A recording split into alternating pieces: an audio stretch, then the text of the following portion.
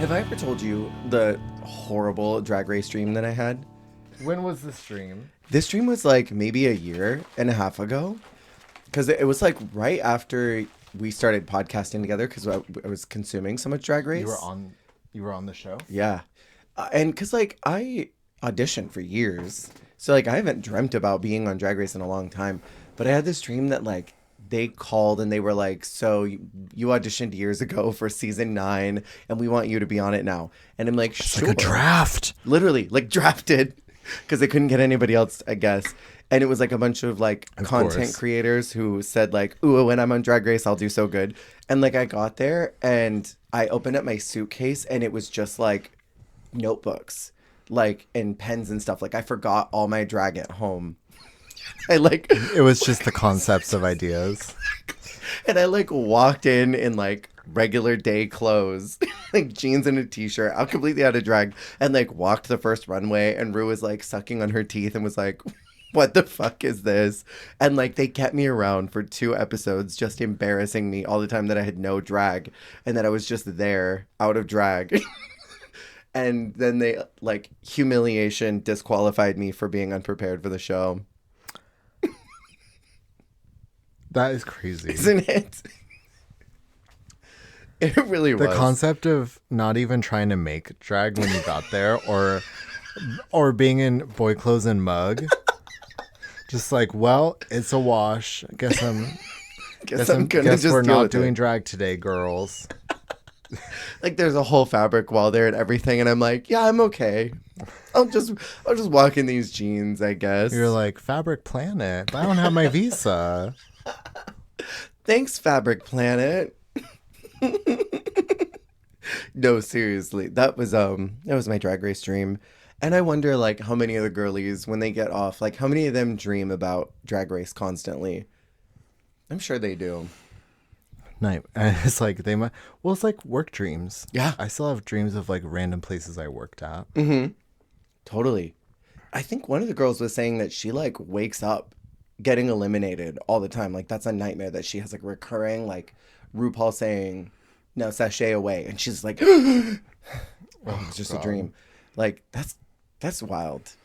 That's crazy. Isn't it? Hi, hello, everyone. Welcome into That Sounds Gay, a podcast where we discuss every season of Drag Race in chronological order. My name is Jer, and our gay concept sound presented by Jesse today is... Girly, we're going to the Rainforest Cafe. Yes! That episode where we were talking about being Rainforest Cafe gays just dropped today. Wait...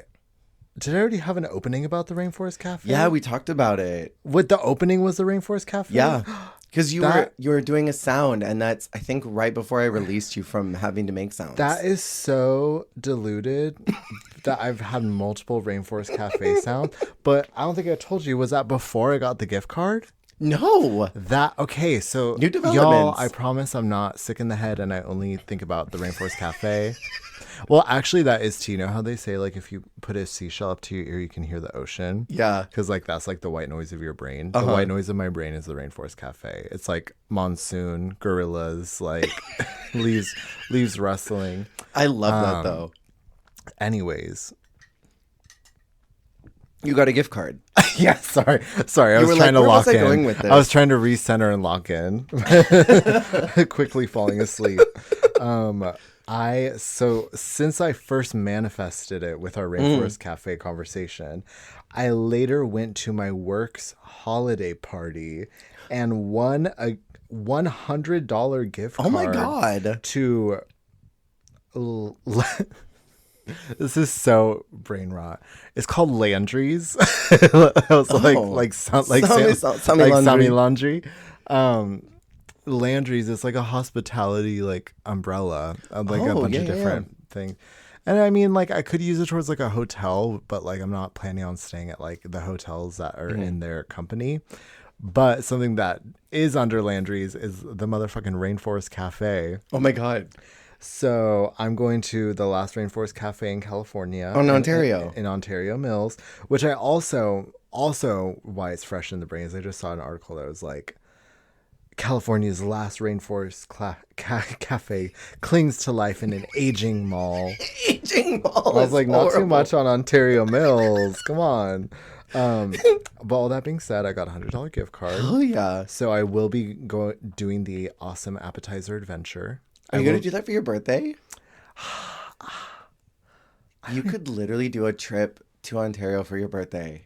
a pilgrimage. To Ontario for your birthday. And go to Rainforest Cafe. The concept of that. Yeah. Honestly, yeah. I'll probably hold on to it. That's sickening. I haven't been in so long. So I really manifested that because I talked about being a Rainforest Cafe gay with you. And then I got a $100 gift card to go eat at the Rainforest Cafe, which is really dinner for two with drinks. Yeah, totally. It's like, because that place is wickedly overpriced. Of course. Well, you're paying for the ambiance. The ambiance. That's a drag name. Ambiance. Seance. Okay, seance is so perfect. Mm-hmm. That we need like seance ghouls. Seance ghouls. Seance spirits. I'm trying to think of another like seance tarot. Tarot no she better don't. Tarot no she. They did a tarot no she better don't, didn't they? In Drag Race Philippines. Is that the baby? Or is that the little demon baby? I don't think so. Oh. That was spirits. Terno is like a traditional like beautiful dress. Beautiful gowns. Beautiful gowns. It was very similar to I'm trying to think of I know that Pow wore one visually since it's new, it's fresh. A lot of people were saying that Van Gogh's look that she made for Brooke looked very much like a terno because it had the right kind of structure. Oh. Yeah, they're beautiful. Beautiful Anyways. gowns. Seance tarot. Or tarot. Seance tarot. And then she Seance just tarot no she better don't. But she better do. Yeah, she just does readings at the live show. It's like comes out and does a little lip sync and then draws cards and gives everyone readings. That would actually be sickening. Could you imagine? I'd tip her. If she sees someone, she's just like, you. Yes. And then you got like preset cards. Yeah. That you already know you're going to draw. And then you're like, I see in your future a big set of lady lumps. Ooh, like mine. And you just like flirt with someone in the audience. The power that has. Yeah. Mm-hmm. And they're like, actually, I'm married and my wife is right here. You're like, I totally missed the mark. It was hers. Anyone else around here interested in some lady love? Like you, part comedy, part tarot. That would be sickening. Someone out here do this. Someone listening do this right away. Producers. We are talking about Drag Race France. Yeah, I cannot say saying France. France. En français. En français. We're doing Drag Race France. We're doing the next 3 episodes. Last week, we talked about some super queens, a talent show, croissants, wacky and hilarious Kitty Space, who I miss. Daphne Burkey is absolutely turning the party. You made a face.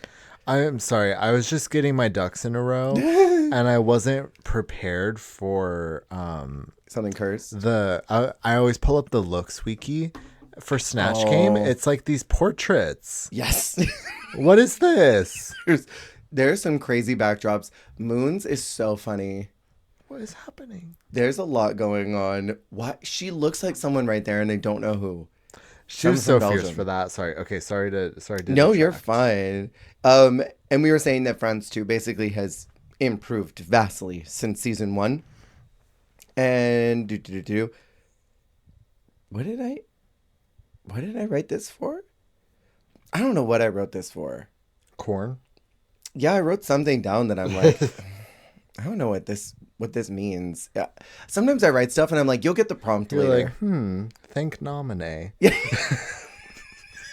I'm like, who the fuck is nominee? I thought her name was Nameen for so long because you couldn't hear it in Chain of Memories. Wait, now that's giving me the top model brain rot. Naeem. What's your name? Naeem. Are you going to watch the documentary in 2 weeks? I am thinking about it and I'm joking, but only half joking. But I'm like, I feel like I need to watch the entirety of Top Model in preparation for it. Yes. But I only ever watched Cycle 6. I freaking love Who's Cycle the winner 6. of that one? Danielle. Is that but the one that's with one Jade? with Ferranda. Yes, Jade, the Ace of Spades.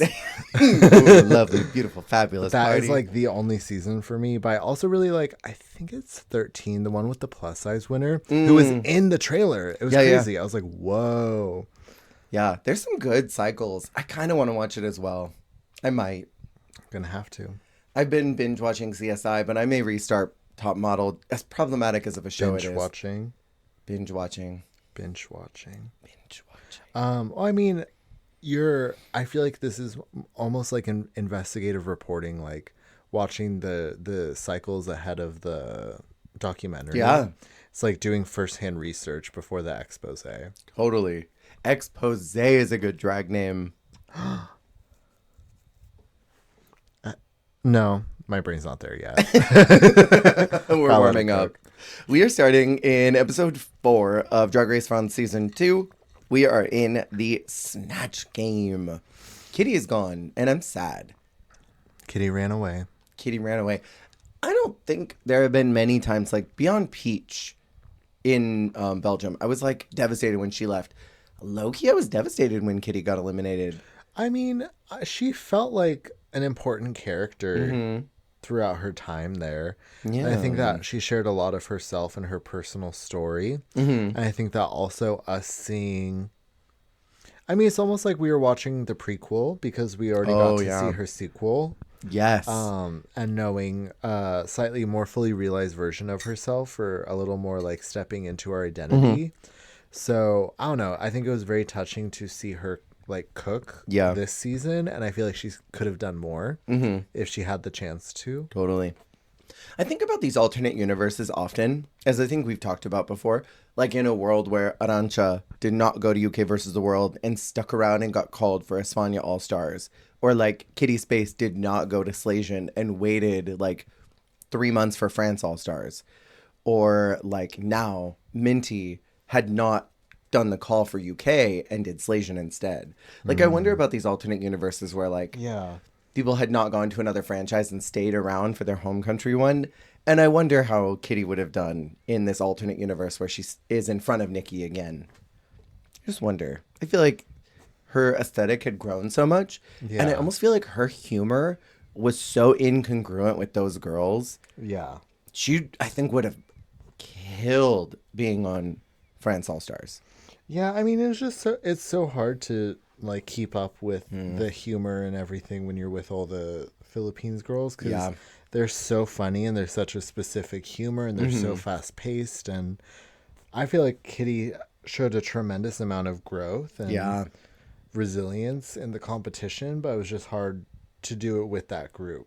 Totally. And I mean, they were all so like boisterous, and she's definitely a more reserved. Boisterous. Oh, not again. Hat coming off. She's like more reserved in her downtime, but like is crazy in challenges. Yeah. Which like those girls in the Philippines are activated all the time. They are ready to make TV all the time. And I love that about them. From A to Z. Cookie says another victim of Cookie, which was hilarious. My gamer handle, victim of Cookie. Vita, in this most recent episode, victim of a cookie. Those weights were Boo Boo the Fool. Girl. I could not with that. As soon as she came out, I'm like, not another exercise routine. How many of these do I have to perceive? Enough.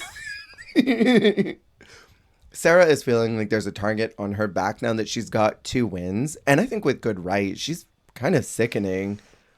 It's a new day in the workroom, and mommy is wanting to change around her trajectory.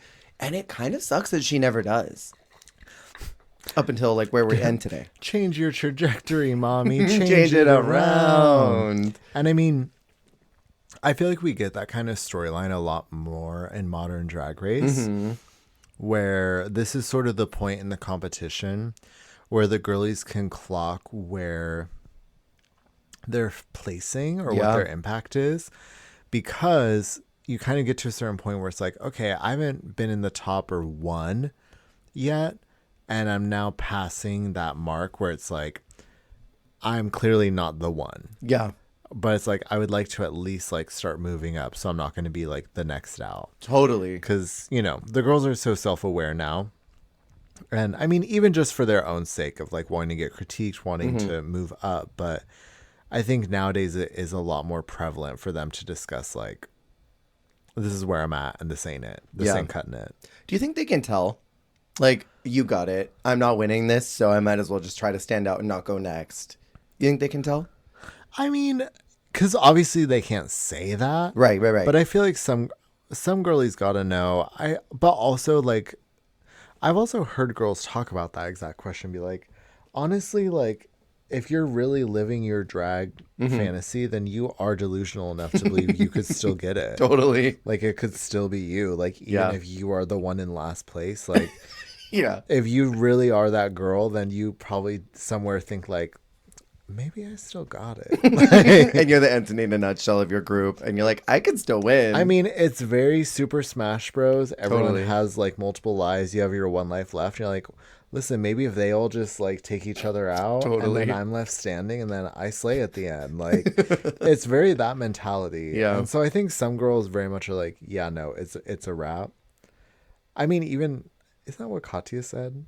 She like saw them coming and she's like, yeah, no. It's not for me. But like, I feel like as long as also, I feel like the impact is bigger than the win.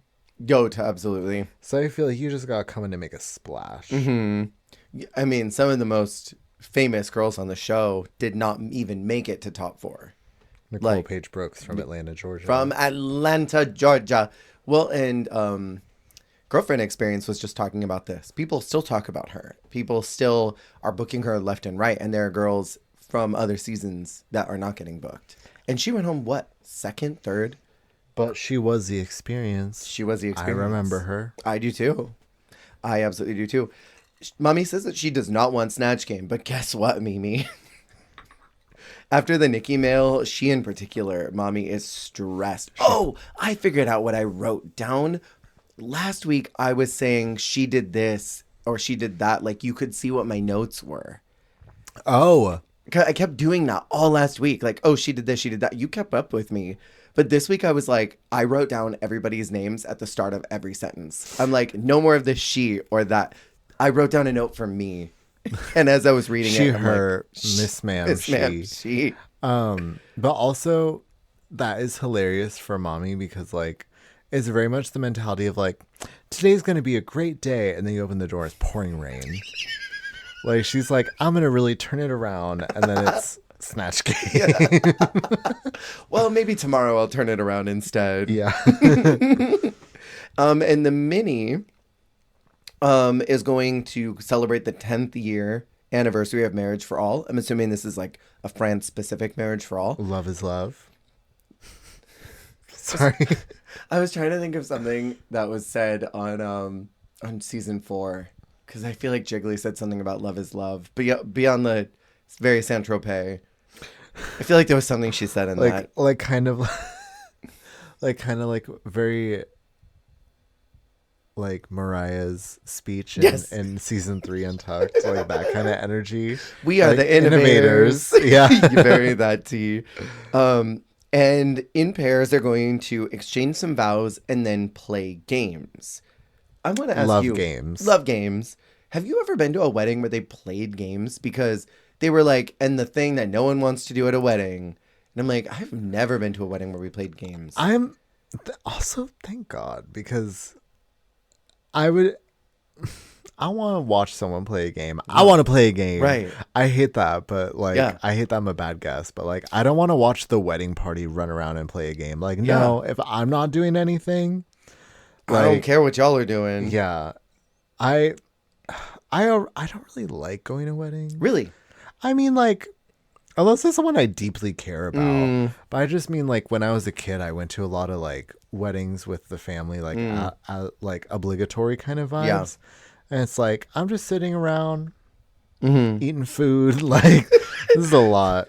Smoking, eating food, and loving on my friends. My friends weren't even there to love on. Oh my God. I was just sitting alone, eating food, watching. Alone at the VIP. And so it's like, I want to watch you like run around and try and find this and find that. Right. If I can't catch the bouquet, why am I there? Right. Seriously. So I don't know. Maybe back then, no, because I was going to weddings before this episode.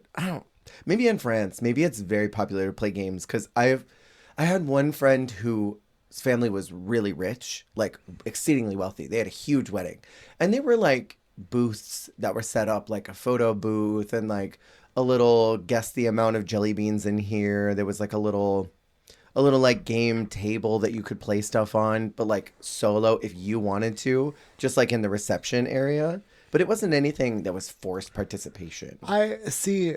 The closest thing I don't know. Y'all didn't have games at your wedding. No, we just had the bar and dancing.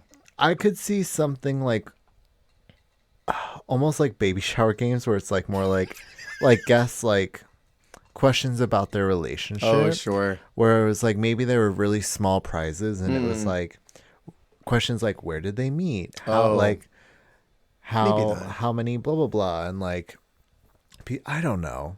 Like a Family Feud style at dinner or something. Oh, well, Family Feud would be cute. I was thinking almost like either they give you a question or it's like almost like a raffle style where you like put it in a box, like you answer like the questions. Yeah, that could be fun too. Anyways, I've never seen anything like this before, so it was kind of funny when they were all like, "Oh, wedding games." Our pairs are Moon and Cookie, Mommy and Kiona, Sarah and Punani, and Ginger and Peach. And Sarah says, all of the girls are disgusting. Punani and I are sublime. While Punani is sitting there looking like Pam from Stardew Valley. Not that. It's funny because Punani is such a beautiful woman. Yes. But when she's not in her full mug, she's giving crazy. She's giving My Name is Earl, like background character. That character that Geneva did in RDR. That face haunts me. That horrible wig that they made her wear. What's her Geneva Convention? Geneva Convention. They got a drag king again in here to officiate. I thought that was so fun. They're the only franchise that has actively celebrated drag kings. We love culture. Yes.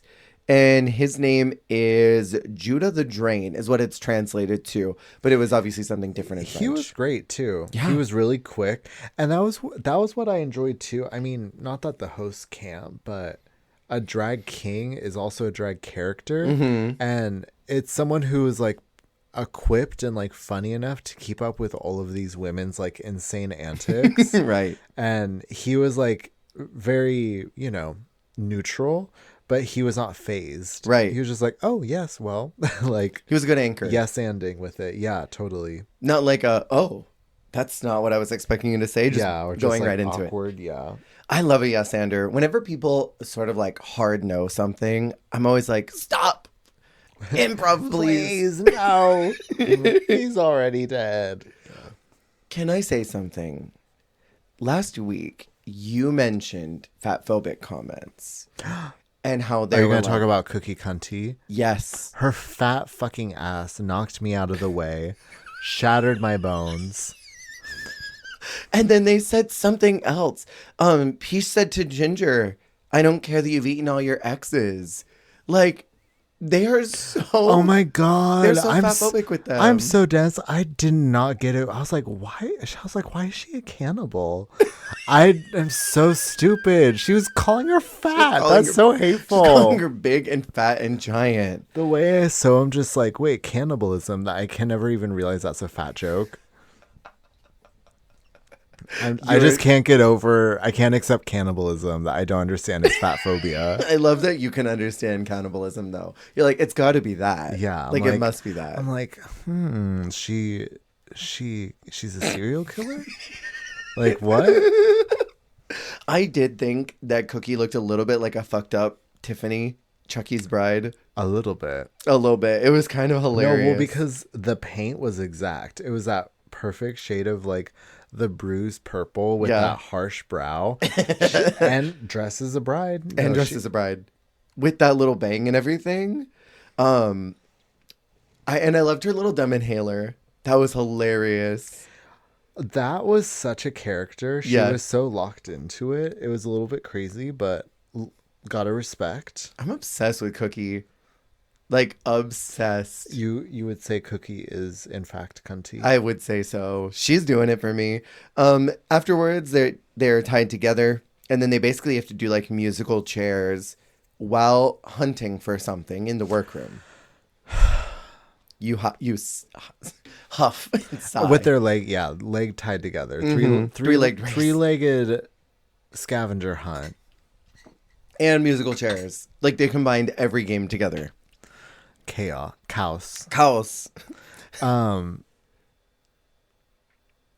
Yeah, I just hate the idea of having to do physical labor like that. And not physical labor. We're building a house. But like having to like run and like play games like that in drag, like that is so like, I don't know. For a prize of bonbon cake. Like, imagine doing all that bullshit. I hope it's nuggets. It looks like nuggets. And also, like, that's like stale. It's giving like what's on the table in Trixie and Katya's I like to watch. The frosting's all congealed. You bite into it and it's like hard and dense. It's a soap. Yeah. Whale soap. And I wrote down, where's the budget this season? Because they've been winning kisses, autographs down this fucking bonbon cake. It is very birthday party gifts. Very. Like, we found this. In Drag Me to Dinner, where they're like, and the winner will receive 1,000 compliments from Bianca Del Rio. Yeah.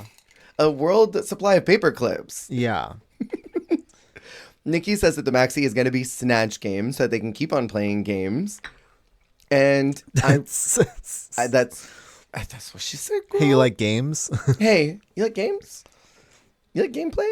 You like to play games? Let's keep playing them. I think it's interesting they do 2 back-to-back improv challenges. Girl.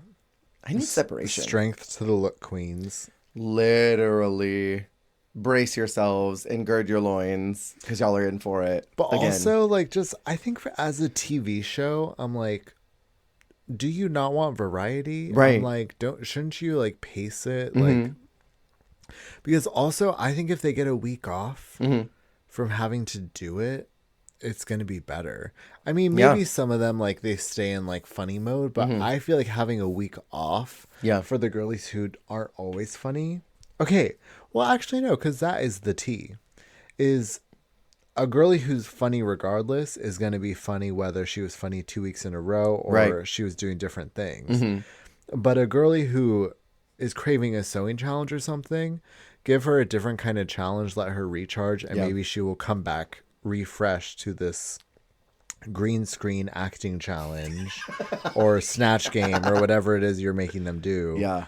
And so it won't be as monotonous as like green screen acting challenge, Snatch Game, roast, RDR, like, well, and like another club, plane, nightclub, no sleep.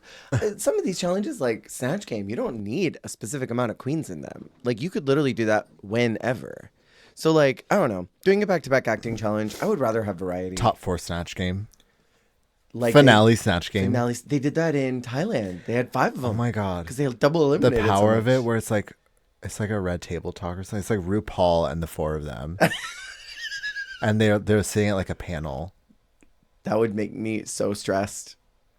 I would die. Like, it's just the front row. It's just like a dark room, and it's like the 4 of them in like a circular panel. It's like a trader's round table, and it's just RuPaul. It's RuPaul and Michelle and them 4. Doing Snatch Game. Just an extended conversation. With like a spotlight that shows up when it's their time. It's like the actors round table. That would be so stressful. But I would kind of die. Controversially, I would love them to phase out Snatch Game. I would love to see what they did on Slasion. Abolish Snatch Game. Abolish it. I would love to see what they did on Slasion, but then also mix it with Pick Your Poison. Like, let them choose. You can either do this Snatch Game segment thing. Pick your poopy poison. Pick your poopy poison. Or you can go and do in design or do an acting challenge. Yeah. Like, I want to see that. I don't know. I feel like no challenge, I think, is now like, what is the word that I'm looking for? No challenge is like forced. No challenge is like something that is obligatory to win the crown. Oh. There are so many seasons that don't have a ball. There are so many seasons that don't have a makeover challenge, that don't have an unconventional challenge, that don't even have sewing in them. Yeah. There are some that just do improv or comedy or just heartfelt challenges. So, like, why is it that the only challenge in the Drag Race universe that is an obligatory challenge is the Snatch Game? You know? No, that's so true. Because it used to be like they either had to have won like Snatch Game or the musical. Mm-hmm. Or like this and the makeover or something where it's like, yes, these challenges still exist, but they're all like so different now. Mm-hmm.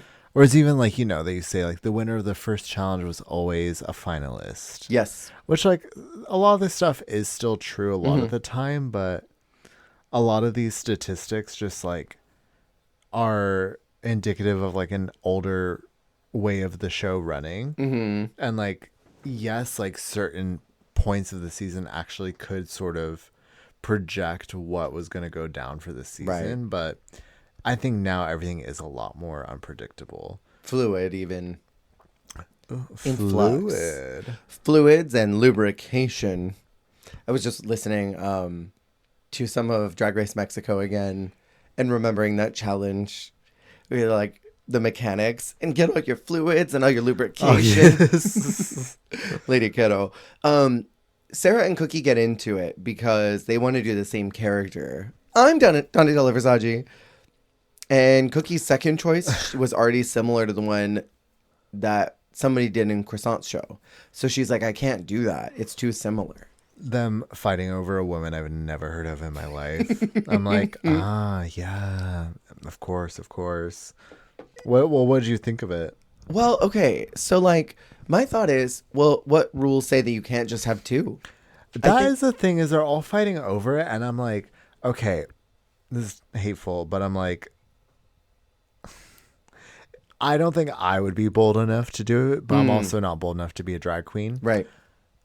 I feel like if you think you're the one, you gotta put your dick on the table and be like, there can be two of us. Mm-hmm. I feel confident that I have the better one, so I'm going to do it regardless. Thank you. If you want to do it and upstage me, I welcome you to. Yes. Can you do it near enough? Because if you think that you have the better one, as you hopefully should because you're doing that character, then, girl, I say just, like, challenge them. Yes. And if they want to go for it and...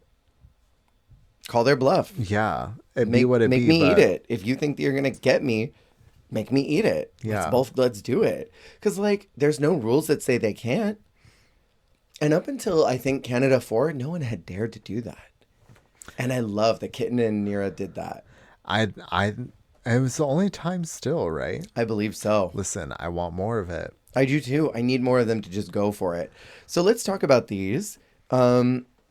Sarah does reluctantly change characters in the interest of the show, she says. And I'm like, you should have just done it. Producer Sarah forever. She's a plant. Cookie is someone named Johnny Halliday. They were not feeling this at all. She spoke and they were already like, Girl, what was that? It was like the dossier said, do not like her. She's not the one. She's Sarah never. I thought it was pretty dull. I didn't laugh much. The Snatch Game? In the Snatch Game. I thought the makeup reminded me of someone, but is it Tiger King? Who does she look like? Cookie looks like freaking someone. And I don't know who she's giving to me. I know what you mean. I mean, I feel like doing this character felt like a bold choice, but it wasn't a bold portrayal. That's so deep. I have nothing that will ever be better than what you just said. Okay, period. Let's move on. No. All right, episode 5. No. Episode 5. Punani is someone named Amanda Lear who's actually there. And they were already laughing before it started. Okay, the terror. That has never happened before. Because, like, that is bold to just do it right to their face. Especially because, like, I wouldn't say her. I mean, it wasn't unflattering, but it wasn't. She wasn't trying to suck up to her. No. Definitely not. She was just trying to be funny, do her job. Even going as far as to assert that she is the real version of her, and that this woman in front of her is a Madame Tussauds like figure. They did a great job at the Wax Museum, but this person that did it very clearly is an amateur. Like crazy. That was such a good to answer. say that to her face is wild, but I love her for that. And I love that the real Amanda actually laughed. That she was like, "Oh yes, you're so right." She is fully giving Karen down. Cantaloupes from Trader Joe's. Rushing to get the spanakopita, the last one.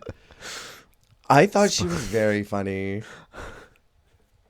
There's brain rot happening. I thought you said spina bifida. Spina bifida.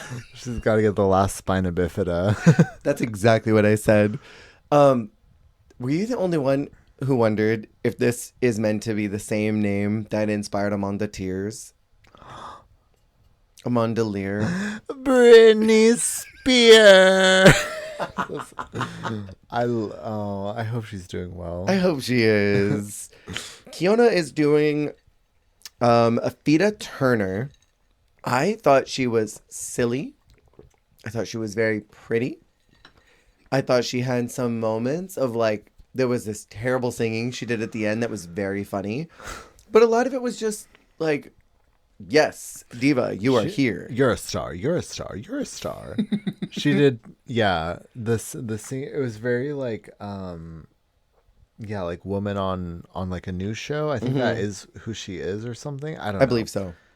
Because she is very like, she was woman on TV, and I thought that was funny. But it didn't feel like she had a lot of like original like jokes, but it was just like her characterization was funny. Yeah. Ginger is someone named Victoria Silverstead. Listen, I know she's in the bottom, but there's just something hilarious to me about 3/4 of the way through where she, maybe it was just a Hail Mary, but Nikki addressed her and she just was like, and then she's like, Victoria, and she's like, like she just was like moaning really loud at her instead of like answering her, like The post-verbal. Yeah, literally post-verbal, just moaning at her. Interesting character, eh? Yeah, something about it was like she was trying to give a restrained energy so that it wasn't too similar to the last week's character where she was just drunk and running back to that fridge and being weird. I feel like she tried to scale back and that did not do it for the judges. Like, I think she thought, oh, I'll give versatility unprompted and that'll work for me. And they were like, we don't want that from you. No, especially like the character she was playing. She seemed like she was like a bit of a lush. Like she should have been like she should have been like, I don't know. I was giving like she should have just been like crazy letter lady. Yeah. The letter flipping girl. Totally. And just done the Vanna White, but psychotic. Because that's what she seemed like. She seemed like French Vanna White. Is what this character seemed like she was supposed to be. Yeah. I don't know what the French word for white is. Vanilla Blanc? Well, what? Blanc. That is Vanna Blanc? Vanna Blanc. Is white Blanc? Blanc, I believe. Blanq. Blanc. Do I know French? Because I'm remembering, what is it? They say rose, I believe, for a R.I.P. They say rose for pink, I believe. Arroz. Arroz. They say rice. I think that it was an interesting performance. Piche is someone named Genevieve de Fontana. Hannah Fontana. She, I think, was very present. The judges seemed like they were giggling.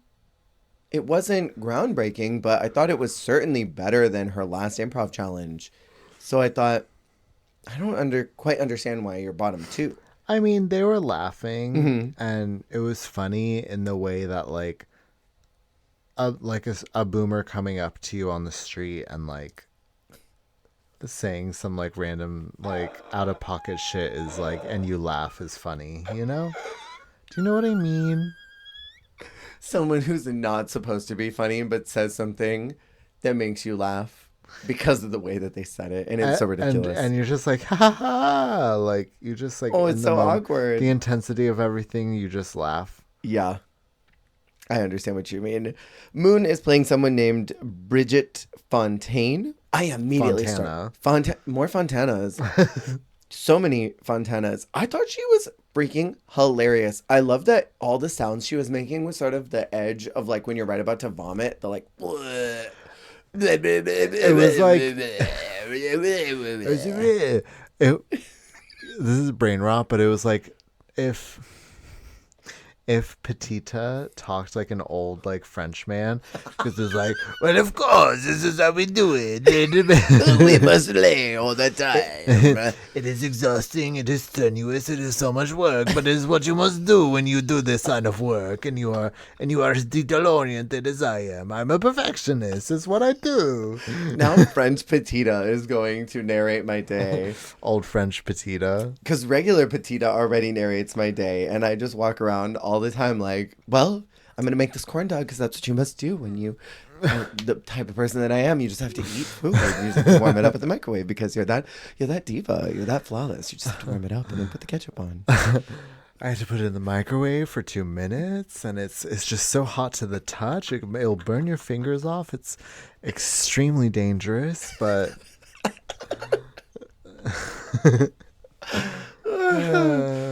Mummy is someone named Shauna Sand. She did the Gottmik thing where she was like saying whatever she said. Oh, we're filming? Oh, and then she went, and then is that when she started her American accent? Yes, and it kind of went nowhere from there. It's also funny to hear like someone doing an American accent of their language. Mm-hmm. Because I've also, also when, oh no, when Diamante did RuPaul, and she was doing like white person Spanish. Yes, fierce, absolutely.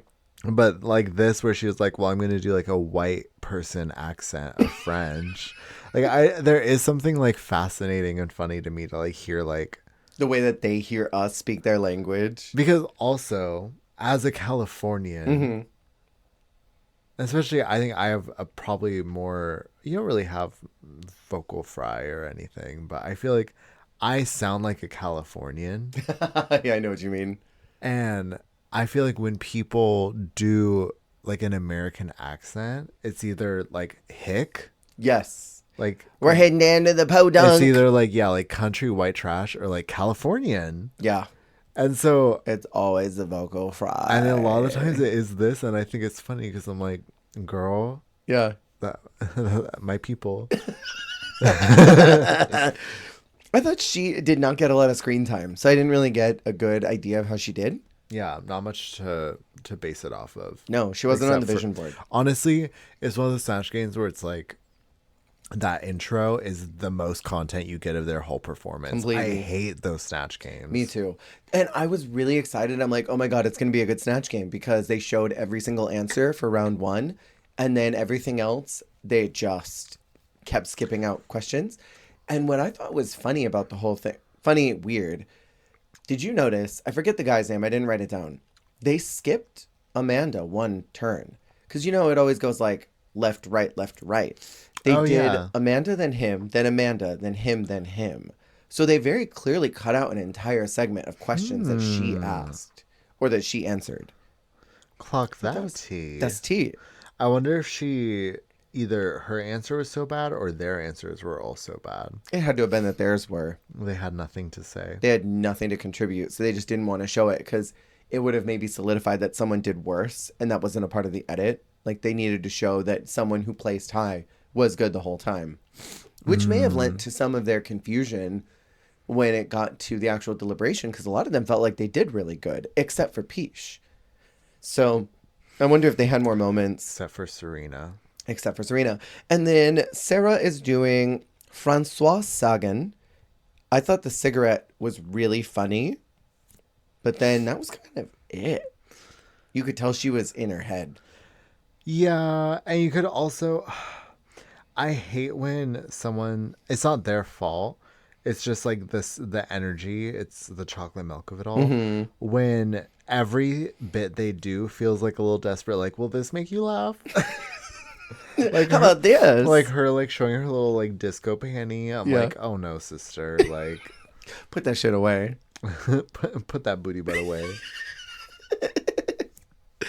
I really enjoyed Amanda, and Nikki asks how she felt on the runway about the Snatch Game, and she says, "Oh, I think that you're a great impersonator." And Nikki says, "No, not me. The Snatch Game." And Amanda says, "Oh, I feel better because I don't have a face like that."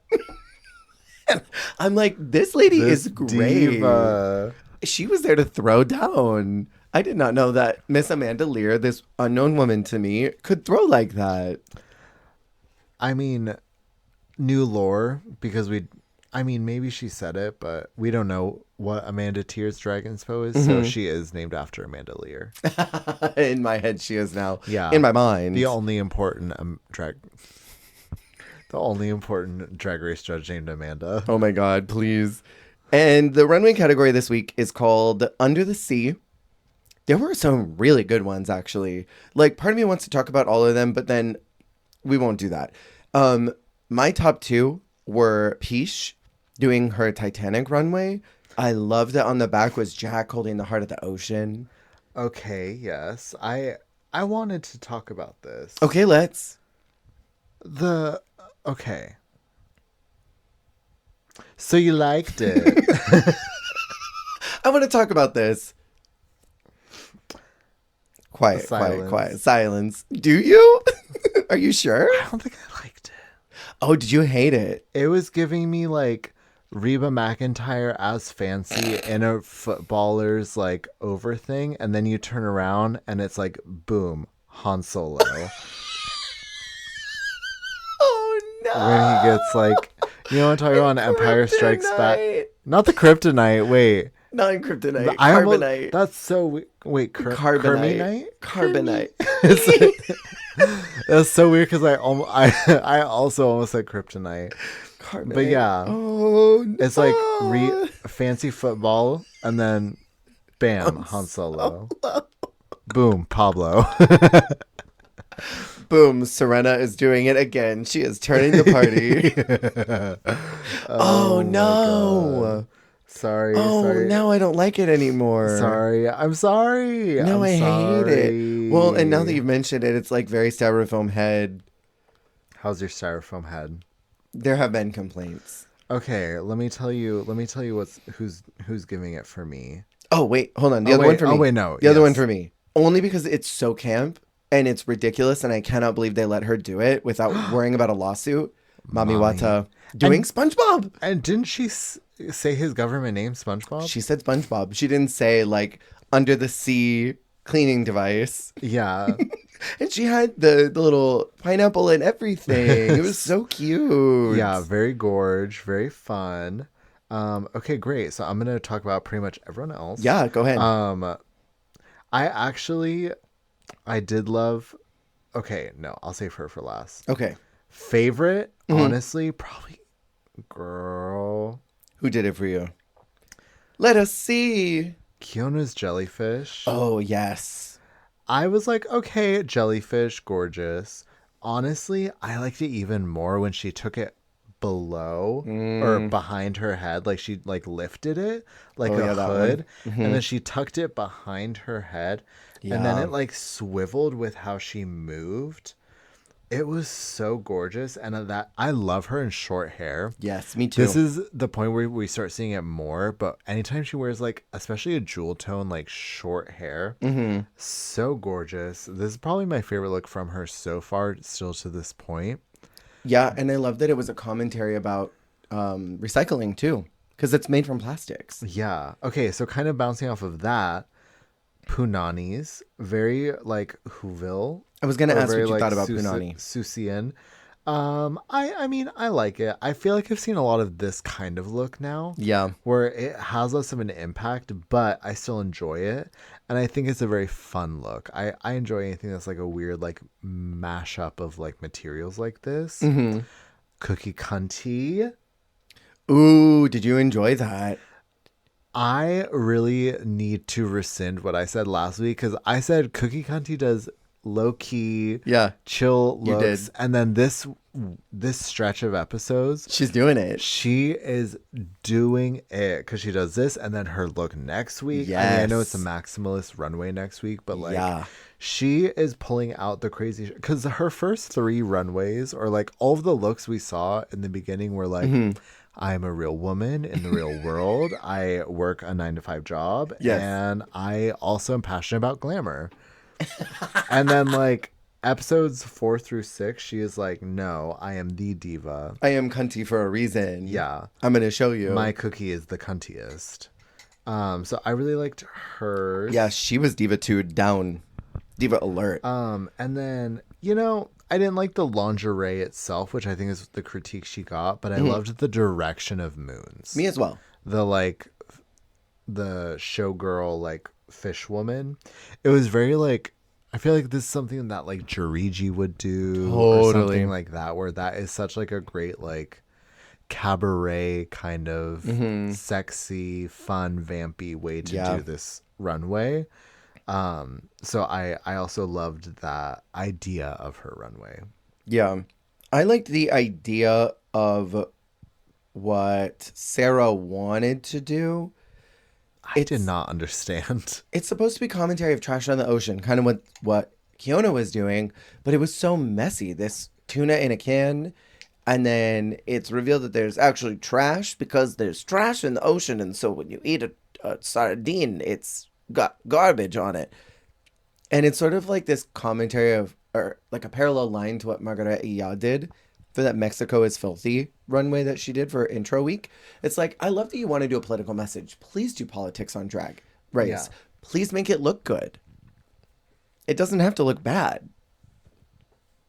Clock that tea. And then those black boots and the fisting gloves. Come on, take those off. The boots were rough. Yeah. Obsessed with us, just ending up talking about Everybody. But Ginger. Everyone except for Ginger. She looks stupid. She looked dumb with those fuck ass little antenna that were wobbling around in the lip sync. I don't care. I will be. She was better off being untalked about. You're so right. Let's move on. So they get their critiques. They're all chit-chatted with. Cookie is called safe, which I was surprised because... You thought she should have been low? Yeah. Instead of? Well... God. Lind. Lind. I just don't know. I think... Okay, and the other thing, too, I would have probably made Kiona safe. I thought that she was great on the runway, but not... Oh, shit. In Snatch Game. Okay. But I thought... I don't know. Because I was going to say, do you think she should have been safe instead of... Or she should have been low instead of Sarah? And Sarah be safe? Or do you think that... Because I think she skirted with danger more than Cookie. I almost called her Kitty Cookie. Katie Cookie Danger. Danger, Cookie, Kitty, Danger. I think it should have been Mommy and Kiona as the safe ones. I think that they were the safe ones. In my opinion, I probably would have had Sarah, Ginger, and then I would have also had Cookie as the bottom 3. And I probably would have made Sarah and, well, I mean, Ginger was really bad. I just think for the storyline of it all, I think that it should have been a situation where both of them were critiqued, Sarah and Cookie, because they were, well, it's not Cookie's fault that Sarah did bad. It's not a fault. It's not her fault. She also is kind of responsible for pushing back so hard and being like, no, I'm not going to change. And you just need to be the bigger person. Like, she should have gotten some critique for her choice. Like, she committed so hard to refusing to budge and forced everybody to let her do that character, and then she wasn't good at it. Well, she kind of said it too, didn't she? Didn't she have a talking head where she was like, I kind of feel bad that she's kind of in the bottom because of me, because I made her change her character, and like I put my foot down so much. I feel like she said that, right? Something like that. Something in those lines. But like it wasn't really addressed. Mm-hmm. Well, at least not enough. Like, I don't know. I think it could have been talked about more. It could have been made into a plot. Punani is called as the winner, which can I say I would have given it to Moon. I thought Moon was so funny, and even though I didn't live, laugh, love the runway that much, I did not like Punani's. So it's like tomato in terms of runways for you. Yeah. Punani, Punanyet. And Ginger and Sarah are very convinced that they're going to be the bottom two. They're like holding hands on the runway like, oh, it's our time. It's us. It's us. We're doing it. And honestly, when I was watching it, I thought it was going to be Sarah too, because I thought this was going to be Sarah's like, hey, you're obviously a front runner. Yeah. This is your little shake 'em up moment. Don't worry, sweetie. You're not going home. Send this girly out. Like, little did I know. Little do we know. They end up sticking Peach down there, and I thought that Peach let Ginger have it. She was tearing up that stage. I thought she had so much attention. It was this masterclass of giving eye contact with the judges. And I thought Ginger looked dumb. She looked so dumb, those little floppy antenna, and then she stripped down to her underwear, and was just like, boo, boo, doo, boo, I boo, thought doo, she looked dumb. And I will not apologize. Well, also something that kind of gave it away was that they only included confessionals of like Piche talking negatively about her own lip sync. Like, oh I wish I like was in a different dress or like something like that. Like nothing about like the good that was happening. It's just like, oh, I wish it wasn't like this, or like, oh, well, I'm wearing this, but I'm going to do the best I can. Like, also when you get something like that, you know, it's trouble. It was the dark side of Petita. Well, I just can't slay because I'm not good at it. Oh so my God. When you're so bad at everything and badly dressed like I am, you just can't slay. It's really hard to do Petita. You try your best, but this is just how it is when you're like me, and this is the cards you're dealt. And, you know, I tried and I put my best foot forward, but this is how it shakes out. And the girls were gooped. They were gooped that Piche is out. Gooped. This face with Mommy in this SpongeBob look, she is Gaggeroni. Everyone was, there's one moment where you literally see like, it's like a please. Moon looks like Cynthia Doll in that one challenge. After Little Boulay is talking with Jaharia. Yeah, Jaharia has a meltdown backstage where they're trying to comfort her. It's literally giving that.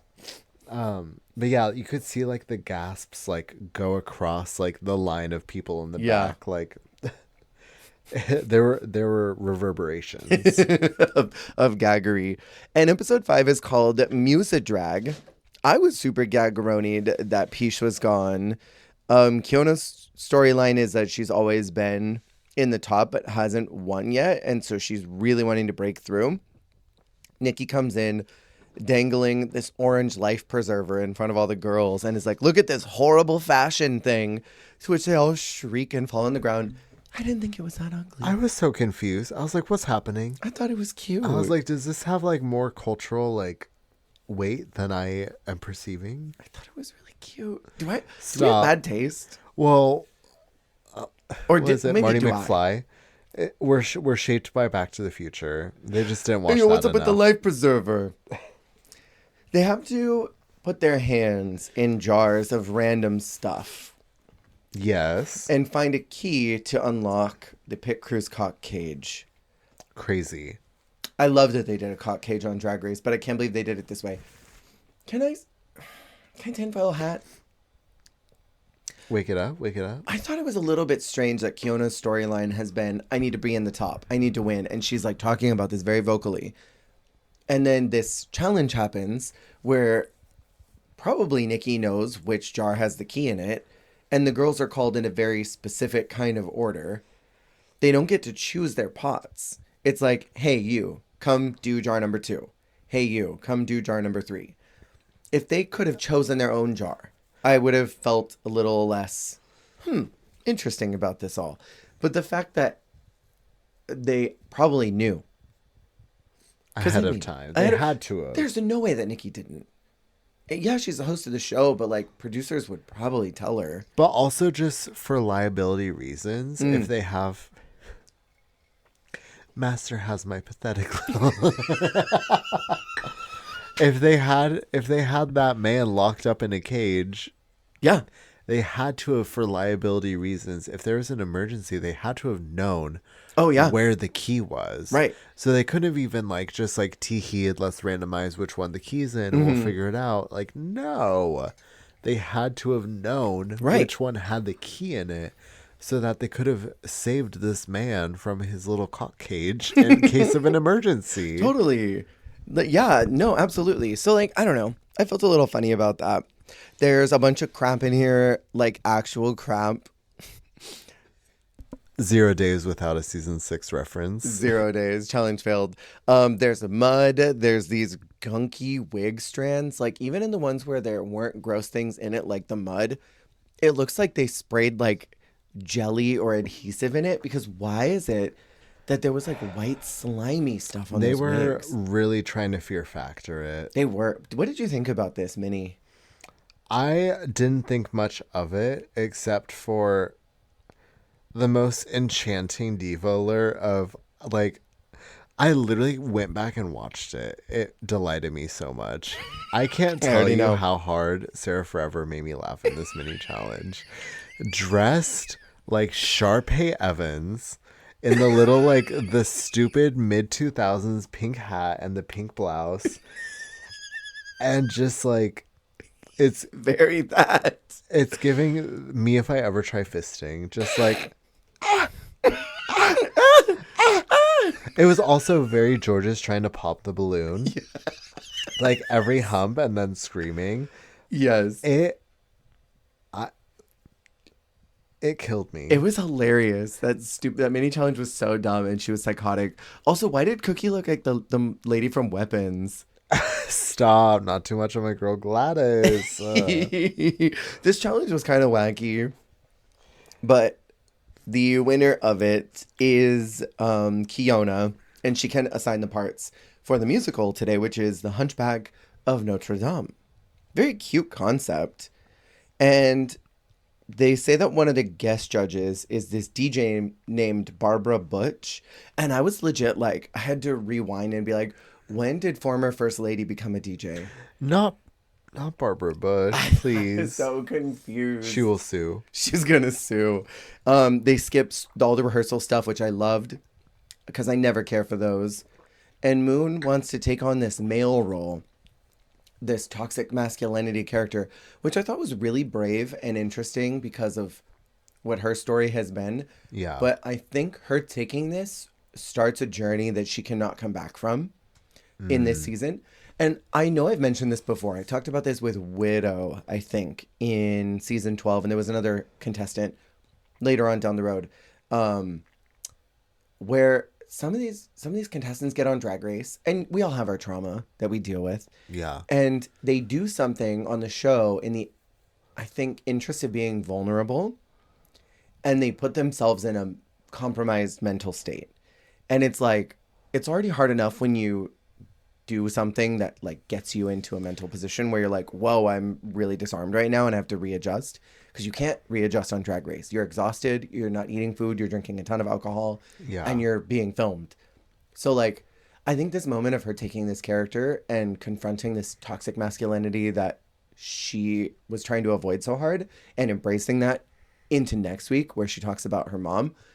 It's like, I think it was good that she left, but I think this is what starts it. And I think it's not her fault. It's nobody's fault when they do these things. It's not a fault. It's not her fault, but like they open these doors, not realizing that they've walked into something they're not ready to tackle on TV. No, totally. And it's like, it's sort of like how you almost overextend yourself in social situations. Yes.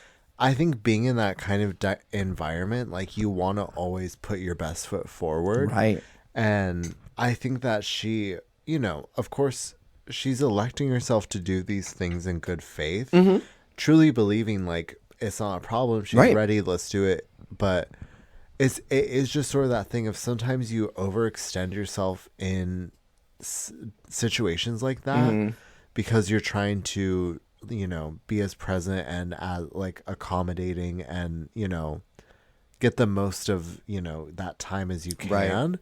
But then also it is at your expense because you're putting so much energy and intentionality into that it takes a lot out of you. Yeah. And that is like a very challenging, I mean, I can't even imagine the mind fuckery of that. Absolutely not. And it's also like, I mean, like Sasha's was similar, but like Sasha's was different because Sasha's was kind of a fun character. Right. And they were like silly and funny. Of like, so going back into boy drag, it's like it was a little more hee hee ha ha. Yeah. But I feel like there's added complexity of like you're going back into boy drag and you're playing this like oppressive piece of shit character that is like, I feel like that is very damaging. Totally. Like, so I don't know. That was just a lot. And I think Sasha too was also kind of an advantage because she had been out for more than a decade. Moon, I think, is more recently starting to explore this. And I mean, even still at the beginning where she's like, hey, is it okay if I go by she, her all the time? Like, is that all right?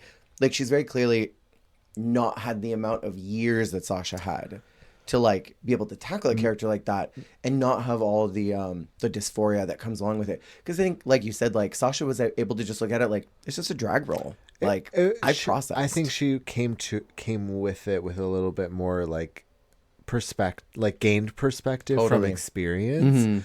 And like, yes, the character was more lighthearted, but I think that she was able to inject lightheartedness into it also through like a little bit more of a satirical nature. Totally. Where like this role is very challenging because it's like, it's not hee hee ha ha, like I'm a man. It's very like, I am like a gross, like oppressive, like won't let you be like who you are supposed to be man, which is like, that is hard to like embody that. Absolutely.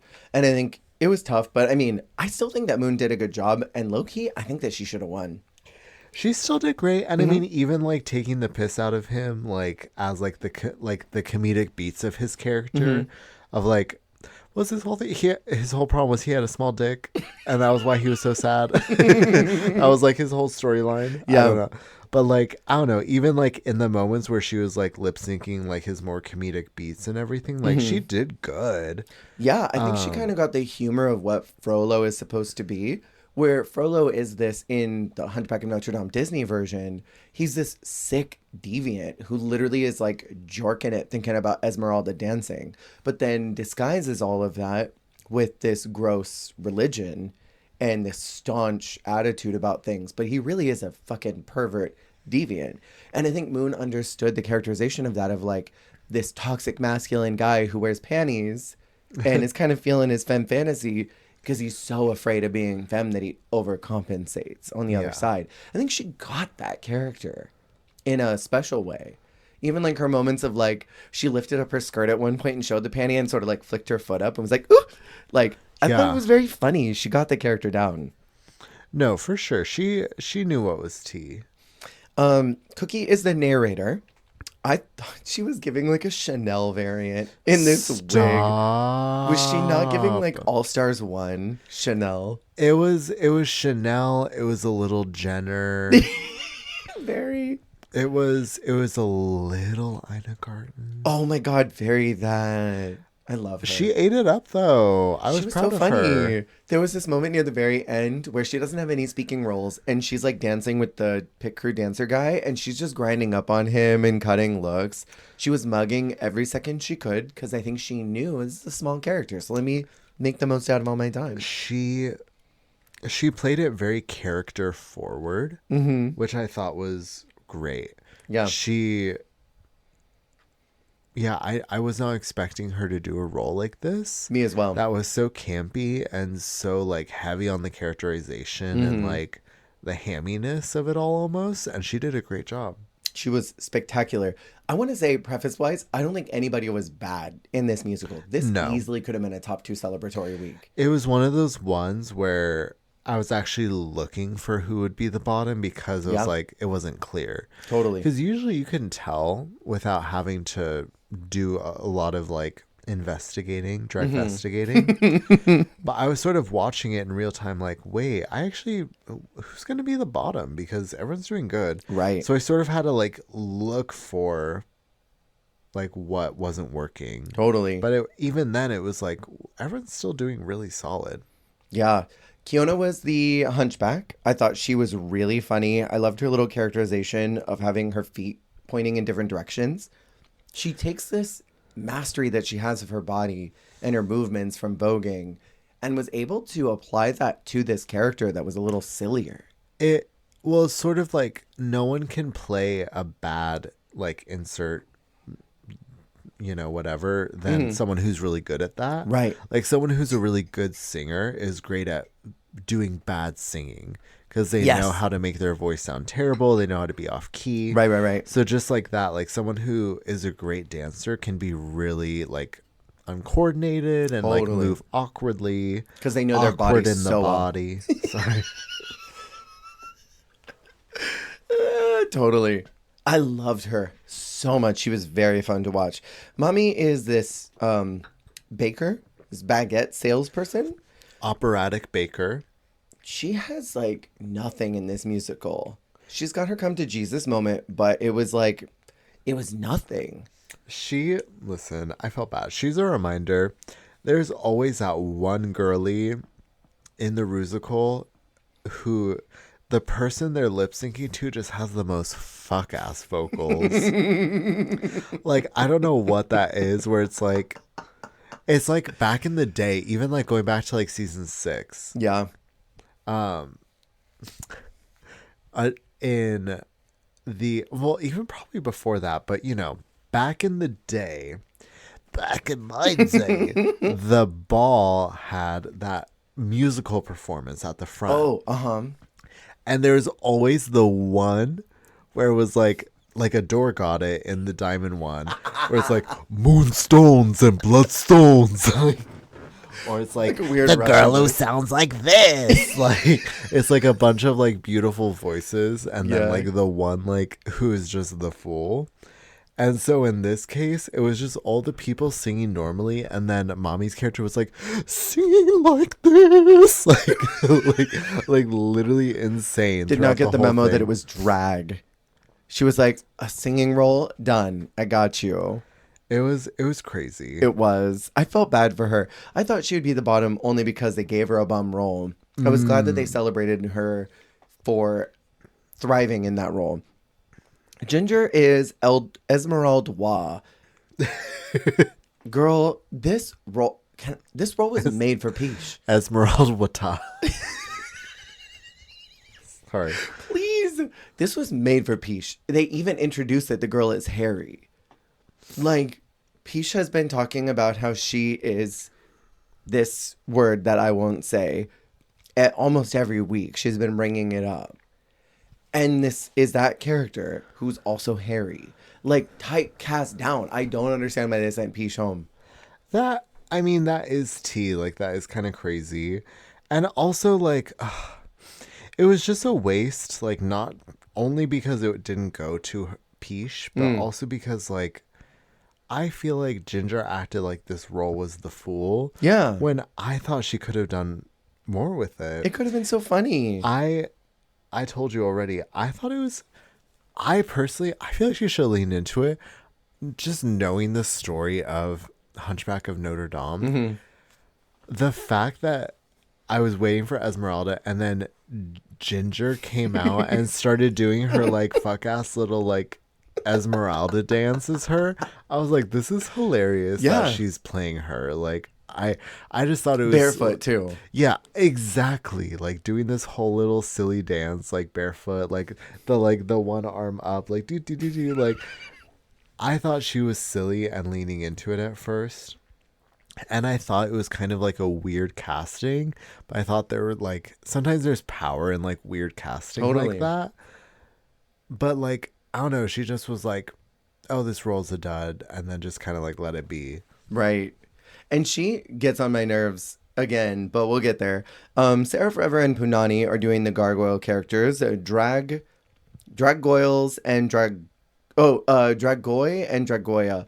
And I love whenever a Drag Race musical cannot figure out how to name someone, so they just put drag in front of it.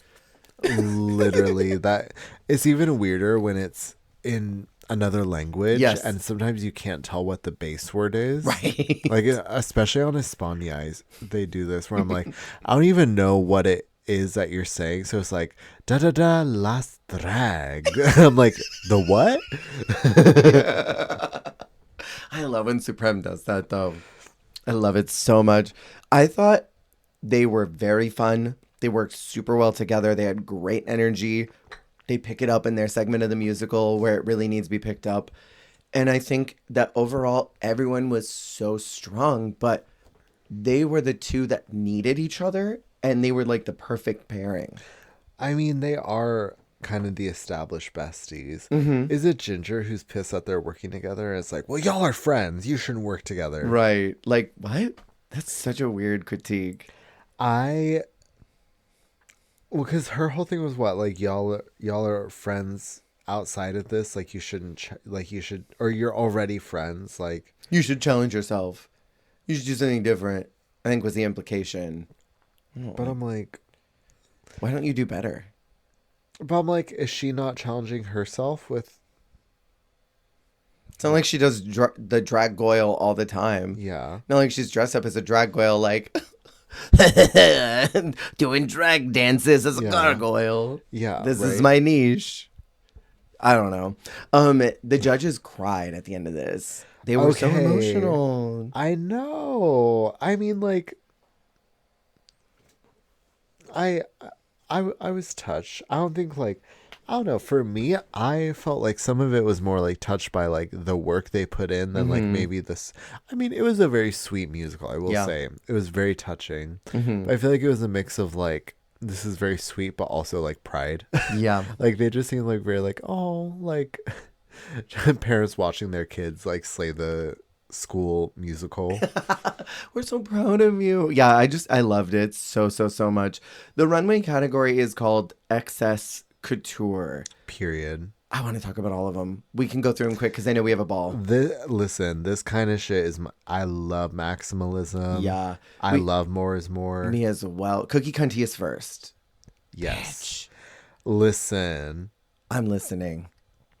I had to eat my words. Like, she is the especially because, like, to me, I took this as like maximalism. Yeah. And she like really nailed it for me, because like it was just like excess, like excess on excess. Absolutely. Which, like, that is it.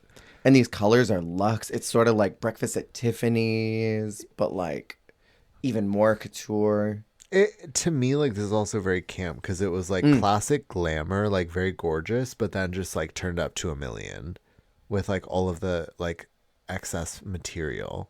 What year was the Camp Met Gala? 2021. Didn't this looks a little bit, now that you've said camp, this looks a little bit like the thing that Gaga did. Oh, It looks kind of similar. It's clock that tea. Kind of similar shapes and colors. Yeah. Anyways, I love it. It was so good. She is literally proving why her name is what it is. She gave it to me. What'd you think about Sarah Forever and her campy thimble? I enjoyed it because, you know, I feel like we've seen quite a few sewing looks, but I liked that she had the thimble, she had the sewing needle as the cane. Yeah, that was cute. And also like the, what's it called? The measuring tape was sort of the whole garment itself rather than like a trim. I almost wish she didn't have that black fabric under it. You know what I mean? Like, I almost wish she had been nude with the tape over.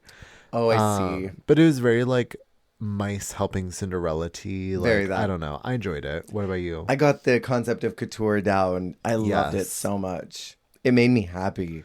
And in a challenge like this, I kind of want to smile.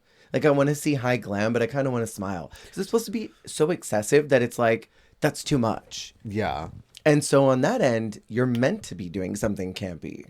Yeah, It's supposed right. to sort of mock it. Well, It's like, because no, totally. And I think excess can either be almost sort of stuffy, and uncomfortable, or it Right. can be sort of like, yeah, like just crazy and like fun. yeah. What'd you think about Kiona? She's next. I will say hers is one of the more simple ones. I agree.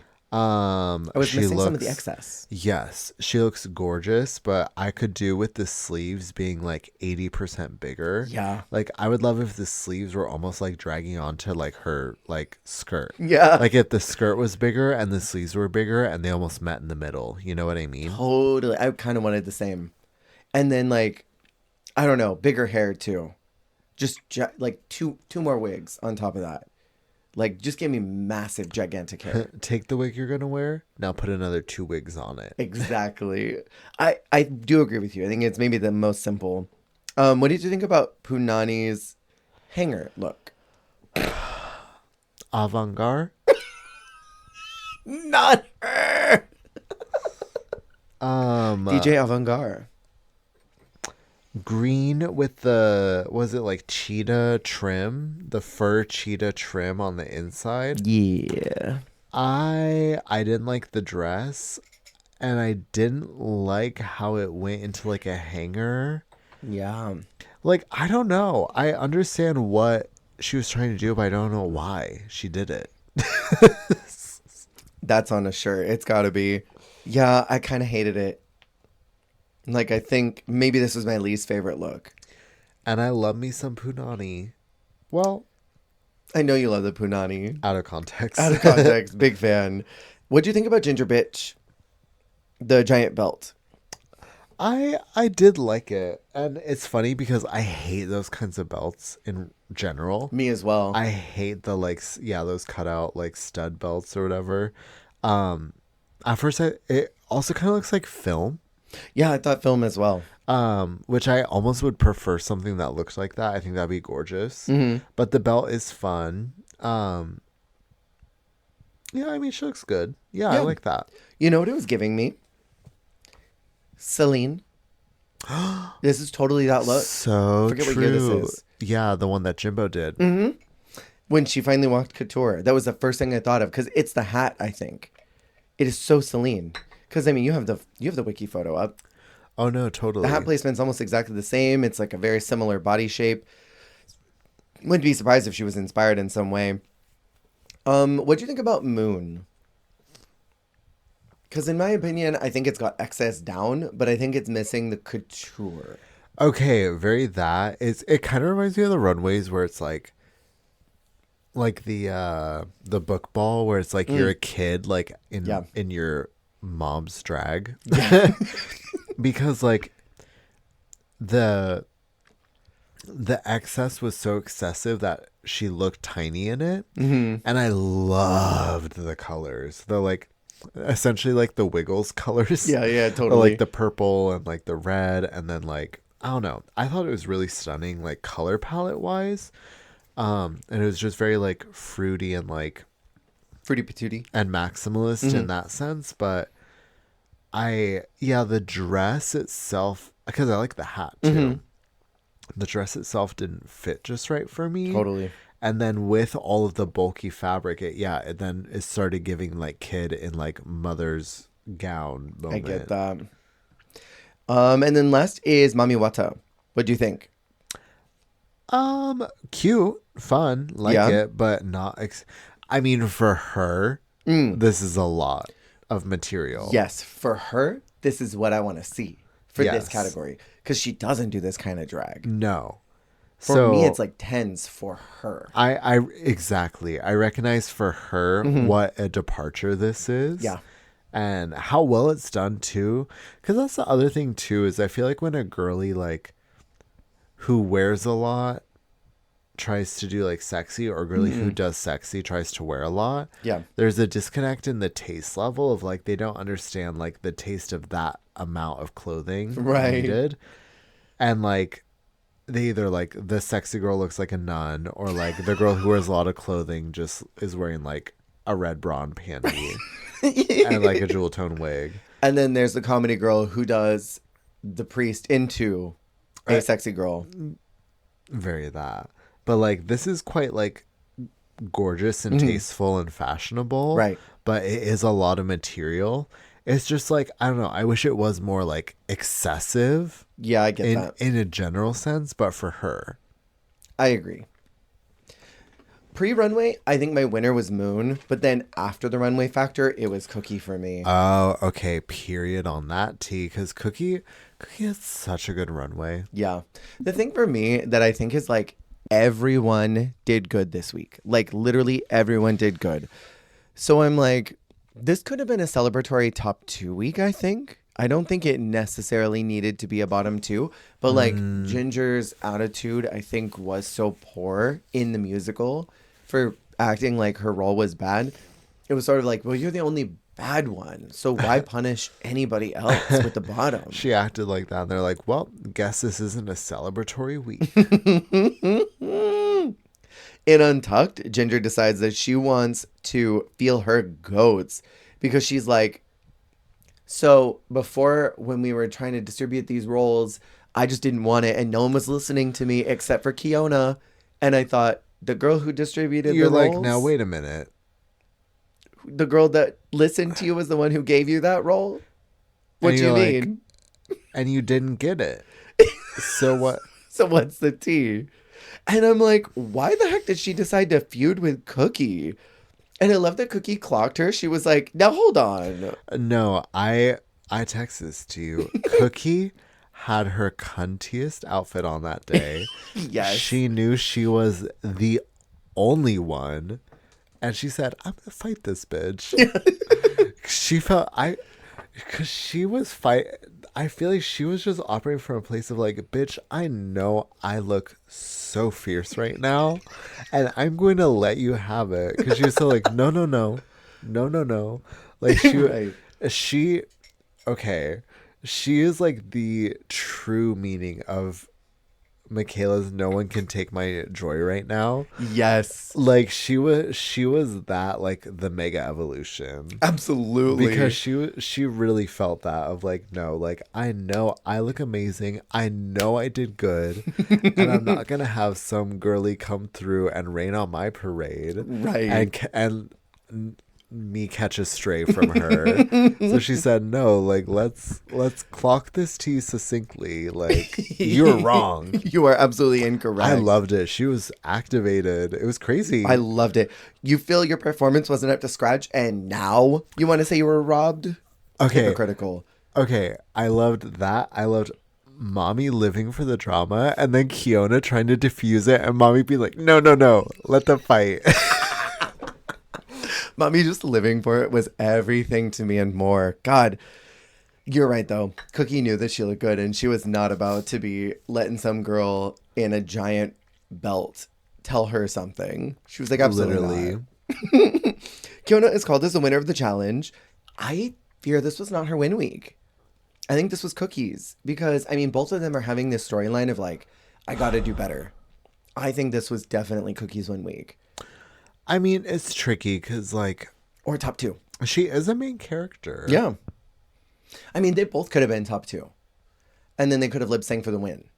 And then maybe it would have felt a little more, like, justified. Because Kiona would have won. That would be fun. Well, okay, also, especially from, like, a storyline perspective, if maybe you don't want to give someone the win, let them lip sync for the win. And they still have sort of like a high, almost winner placement, but maybe without having to like give the win to them. Right. And Punani and Ginger are called as the bottom 2. And I wrote down for this lip sync song, it's called Le Dernier Jour du Disco. It was this breathy song, almost like oil spill from Bob's Burgers. It's cold and wet and Stop. and it's making everybody sick. Oil spill. And then like 45 seconds in, then it starts to hit the tempo, but it was still breathy. It was such a weird lip sync song. It was a weird song. It really was. Did you like Ginger's disco moves and her little Running Man light that she did? Listen, all I know is that before the lip sync started, my good sis Because I've been choo choo chugging through the Punani train. You have been. This whole time. I've been big team Punani. You have been. She said, "Oh, second lip sync of my life." I fell to my knees. I was terrified. I literally was like, I can't believe this is happening right now. You thought she was cooked. I told you in real time. I was like, I can't believe that Ginger, because I was like, if Ginger was able to send home Pichet, yeah, when Pichet was doing the absolute most, if Punani says right now that this is her second lip sync, Ginger's about to send the bitch home fully, and she's gonna be on her Antonina Nutshell shit, just sending home everybody and like not being able to be gotten rid of. Yeah.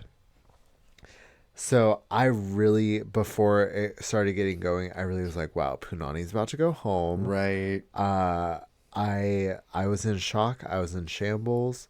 But also I still didn't know how to feel once lip sync was over. I felt similar. I'm like, I don't know how this is going to turn out. It got to that point where it's going on too long. Clothes were coming off. Nips out. I didn't love it. I was feeling stressed. I hate seeing nips. Can I say too. That? Is that hateful? I hate seeing nips. Me too. It's a huge pet peeve of mine. On Drag Race's main stage, I do not want to see anybody's nipples. Not one. Because I'm like, free the nipple is a separate conversation. Absolutely. Are you trying to run around on stage with your titties out? Are you running around with your titties out like me? Because I'm like, I don't know, would a woman be running around on stage with her titties out for any reason? Oh my god, she has her titties out. To like a pop song? No. Like, no, I don't think so. No. So like, why do you? Right. I mean, on Drag Race in particular, I don't know. It's sort of like, this is the highest art form. This is the Olympics. This is the highest level of drag. You're doing it right now. You're doing it right now. You were doing the Olympics of drag. Would I see this in a bar? Probably not. I don't think in all my years of being a drag queen, in all my years of going to drag shows, I never saw one drag queen's nipples ever. Not once, unless they were like sticking through a shirt, which is like fine. Like when you have a little nipple bump, that's one thing. I don't care. That is natural. Yeah, that's fine. Like, or the breastplates with the really hard nips. Like, that's fine. Skins. That's the most I've seen. I have never seen a nipple on a drag queen ever. Like their nipples come out, other than backstage. Willingly. Like, so don't do it on Drag Race. I don't know. It's one of my pet peeves. I don't like it. Well, especially because, like, I don't know. I feel like you're already in danger if your nipples are just coming out from, like, your movement. Yeah. Like, you move your arms and your top comes down and I can see your nipple. Mm-hmm.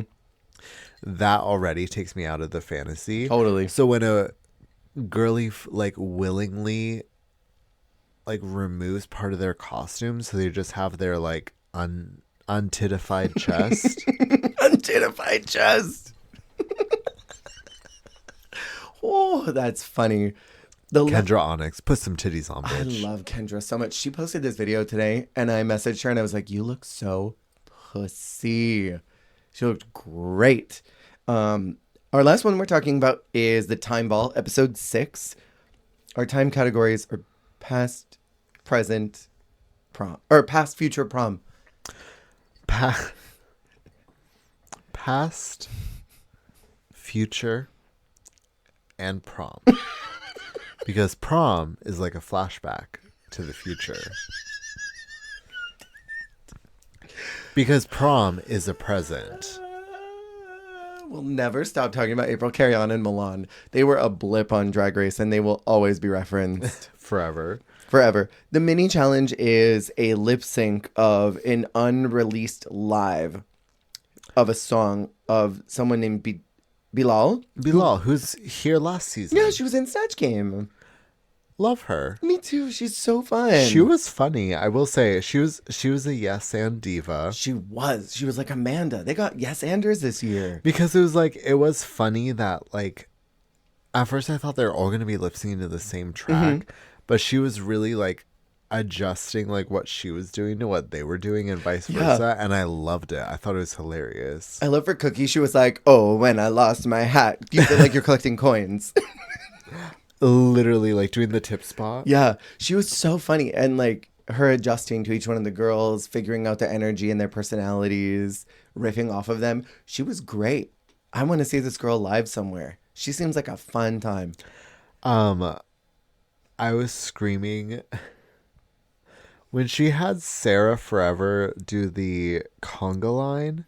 Oh, yeah. And then Sarah coming out of the blue with that whack confessional of like, I'm doing a conga line on RuPaul's Drag Race. It's like a dream come true. Like, I'm just so grateful for this like opportunity. I'm like, what is happening? Immediate cut to Mommy Wata being like, girl, I didn't want to do a conga line on Drag Race. This is ridiculous. This is not what I'm here for. Literally. But then meanwhile, Sarah was like acting like it was like the highest honor.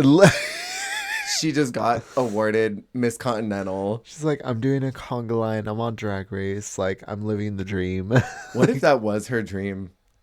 What if we're giggling over here and that was like truly her dream? She like told all her friends on Drag Race, I just really want to do a conga line with all my sisters. Nothing would bring me more joy than doing a conga line with them. Maybe she wanted that. Before she was doing casting, she was like, I just really want to do a conga line with my sisters. The main challenge is going to be time travel themed. So category 1 is heroine of the past. Heroine. And they have to pay tribute to a person who inspired them. Love. Category 2 is your vision of the future. And she says it must be chic. Chic. Chic. And category 3, they're going to return to high school and make an outfit from provided materials. And they wheel in like a half IKEA segment, the little showroom, and they let them tear it apart. Tear that bitch apart. What I thought was interesting is Nikki specifically says you have to use at least 3 things. So I'm like, has this been a problem in other franchises where they'll only use one material? It must be. Right? They're like, we don't want you to cheap out. We don't want to do that, bring your own undergarments. And then they just wear like a bra and panty with one fabric over it. Maybe that's what they were trying to avoid specifically. Like, we want you to use as many things as possible. And on the runway, they got motherfucking Christian Louis Vuitton. Now, how? Didn't they get, am I lying? Didn't they get Gaultier last season? Oh, I think you're right. Was Jean Paul the first judge? No, I think you're right. They got Gaultier and Louboutin there. Louis Vuitton. They got both of them. That's crazy. Louboutin. They got Louboutin. Meanwhile, it took them, 17 seasons? Christian Louboutin. That's a good drag king name. Christian Louboutin. Period. Very topical. Yeah. Meanwhile, it took him 17 seasons to get Betsy Johnson on that place. Oh my God. I know, right? Like, it's crazy. I know. And then he's literally there. They're giving a custom pair of his shoes as the prize. Mm-hmm. And he seems so happy. He was literally like so jazzed to be there. Am I wrong? I'm like, he was so much younger than I was expecting. I thought he'd be ancient. Literally like a husk of a man. Like, I liked your look. It was very exciting. Like, so we have a couple of looks to get through. Let's do this. Punani is first. Her heroine of the past is her grandmother. I thought there was going to be a reason why there was the green. Mm-hmm. And there's just the vibe. Like, I thought the green was going to be something because it was such an intense, like, germ green. Germ and green, indeed. It's the color of the ice cream that Mia got too much of. Yeah. In the first Princess Diaries. Genovia mentioned again. She says her grandma won a pageant in this. So I'm like, and not in those greens too, right? Miss Split Pea Soup. I just won Miss Split Pea Soup in 2018. I am the runner-up of Miss Cow Milk in 2019. I am the current reigning Miss Split Pea Soup of Saskatchewan. I just cannot believe that Miss Saskatchewan Miss Pea Soup is here because she won my title just a few years after I won mine. And then her futuristic look, she's got a QR code, which Miss Jody Harsh otherwise known as Daphne Stop. Berkey, stands up and scans it, which was so funny. She was living for this look. I texted you and I'm like, she's doing the Stacey Lane, and Jesse goes, "Stop! Why does she look like Jodie Hart?" With the upside pony, it sent me with the bang. It sent me. She totally was giving Jodie. That being said, I don't think this looks very futuristic. They loved it. They loved it, but it was like it's like a retro futuristic. Totally. And I like retro future. I just don't think I like this. Did you? No, I didn't love it. I mean, like, I like the other things Punani wears in her life more than this outfit. Mm-hmm. Like her confessional look? Well, yeah, sure. Yeah, her confessional is way better than this. And then prom. Well, see, I don't like this either. Don't wear bacon or ham or prosciutto or cured meats. I don't my God. like it. It's very bacon on the beach. Bacon on the breasts at the beach. I don't like it at all. And then this hair is crazy with this look.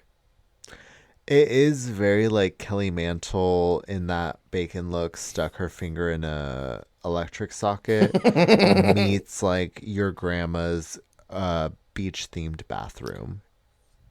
Absolutely. She looks like she wrapped towels around her body. It's chops. Chop, chop, chop, chop, chop. All three of them. Bad. I liked her first look. I thought you said you didn't like that split pea soup thing. Well, like, I don't like it, but in a way that I do like it. Oh, okay. It circles back. It's diluted. Mami Wata is doing Grace Jones for her heroine of the past. Okay, now, period. She ate this up. That was actually Grace Jones. Yes. I think she opened up a portal. She went through the bridge to Terabithia, and then she came out the other side, Grace Jones. Absolutely. She looks so good. I didn't know that Grace Jones was a chain smoker, but I like the little smoker booty cutouts.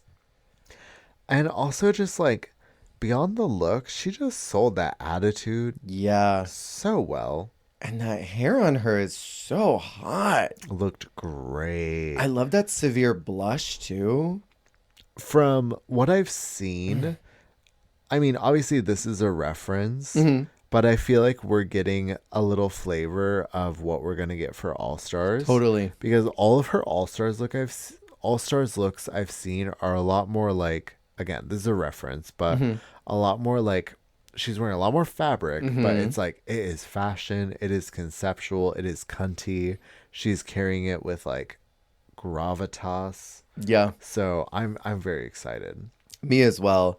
For futurism, she is a bride, and she says in the future there are no more flowers, only candles, which I like that idea, but I didn't really get it from this look. Like I didn't really get what she was going for.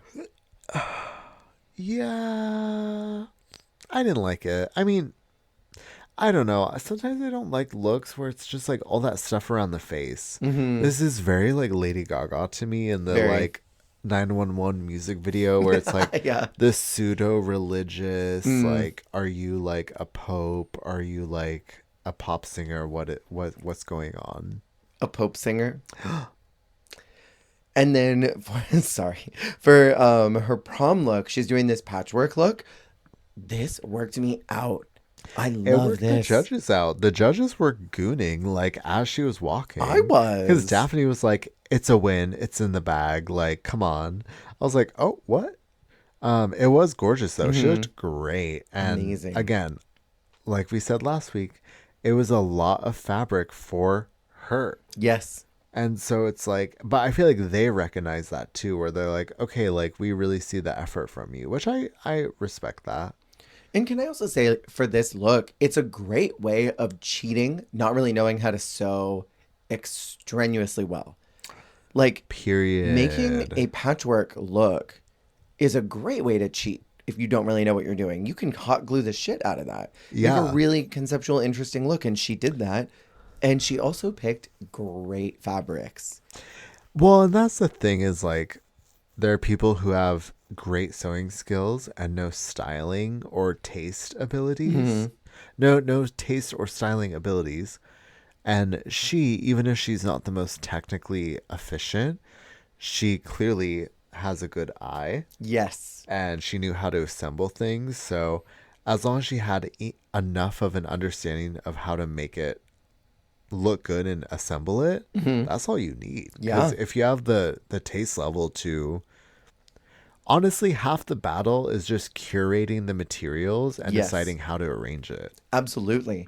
And then knowing how to style it at the end so that it looks good. Styling makes or break a look. And she looks great. Yeah. Moon, for her heroine of the past, is paying homage to her mother. Looking like Kate Bush. Oh my God, you're so right. She looks hot. I thought she looked great. I loved this. It was a little Kate Bush, but also it was very oh my God, wait, what's her name? I mean, I'll just say Agatha all along. Very. It was because of the hair. It's that super curly textured hair, yeah. But obviously, like, she was pulling into her mother's like culture and history, which she was giving. But I love her with this dark hair. Me too. She has dark hair out of drag. Yeah. And I think she looks she is so stunning in her confessional. She is so beautiful. I love her. Like, she's almost like a forest nymph or something. Like, very that. She's ethereal. But this like more like kind of full, like textured, I guess crimped almost kind of texture on her. It looks really good, I think. She's also giving a little like Adele Dazeem in the face too. She's totally giving me. I can't remember her real name. Not Adele Dazeem. Idina Menzel. Idina Menzel. She's giving a little Idina Menzel in the face. I'm dead. Isn't she not? No, she is. I'm obsessed with you only knowing her as Adele Dazeem. I can't remember her real government name. For futurism, she wants to do like a futuristic Morticia Adams. She says that we're killing the planet, and in the future there may be nothing left to wear except for patchwork, which I love that concept. And this is very Dragula glamour to me. Okay. Come on, Dragula. I didn't think about it like that. To me it was. I love that it almost looks like these pieces are stapled together. I thought it was quite pretty, and they regarded it negatively in retrospect, but I liked this look. Me too. And for prom, I don't know, she looks a little wacky to me. I think it's this what color is that? This like sort of lemon meringue that's underneath it all. It's very close to her skin tone, but not quite. So it looks almost like when you get a tan, but you don't tan the underside of your shorts or your bra or whatever. And so like there's that one part that's a little off colored. It looks like that, and then there's this toga that's draped over it. Do you see what I mean? I do. Toga over the untanned part. Togo sandwiches. Exactly. I just don't think that the colors were right. And I think the construction is good, and I like the shape. It was just the material choices. Well, hold on. Maybe I changed my mind, because what is this? What is that right in the center of the waist? What is that? What? James? James. What is that? She was giving me like IKEA diva. Very. Very, very, very. I don't know. I understand why she was in the bottom. Regrettably. Yeah. And then we have Sarah Forever. Her heroine of the past is Colette, a famous writer and lesbian. This is the coolest that Sarah's ever looked. When she came out in that first part with the jacket over it, I'm like, oh no, she's cooked. And then she took it off and she had that snatched waist, those high-waisted pants, big frilly sleeves, that little sick hair. Lesbian. Lesbian. I love it. And she looks great with that weird little like, and I'm Junie's hair, but in like brown. Yeah. I love a high-waisted pant, and she has legs for days. No, she is, because she's always usually a little goofy, but she can do the supermodel of it all. Mm-hmm. For futurism, her hat is meant to represent the dome of the French Communist Party. It's supposed to be indicative of an architect named Oscar Niemeyer. I sadly have to agree with the judges saying that she just looked like a mushroom. She did. They called it Toad. Breloom tea. Very Breloom. I don't like it. And then that random green pop is not doing it for me. I think it just should have stayed. Her green pop could mean anything. I think it should have just stayed that navy color. And then prom, she says that she's doing Simpsons meets Bowie. Those were her buzzwords. Not good references. Horrible Not together. references. It's like the Drag Race like runway mashup that they just did. Where's all the most like disgusting fuck ass combinations you could have like dreamt of in your nightmares. Yeah, we're gonna give you Ziggy Stardust and Marge Simpson. Like, yuck. Ew, Michelle. Hate that. Very that. I love the mini of it all. I don't like the bow right in the middle. That plunging neckline is a problem. Why? Okay, track with me here. It does look like Ziggy Stardust meets Marge Simpson meets Marlin from Finding Nemo. Why does she look like a clownfish? She does though, doesn't she? It's rough. But her mug is muggy. Like if you were to pop that head right off and put it on another silhouette, I mean, that's the money shot right there. That's so good. Listen, it's always muggy out here. Yeah. She's super mugged down. And then we've got Cookie. Her heroine of the past is her grandmother who did flamenco when she was 17. Her grandmother fled the war in Algeria and France to give them a better life. Girl, she looks so good. Oh my God. This made my tip wet. Oh. It's so hot. Diva alert. Diva alert. Diva instantly. Wee woo, wee woo, wee woo.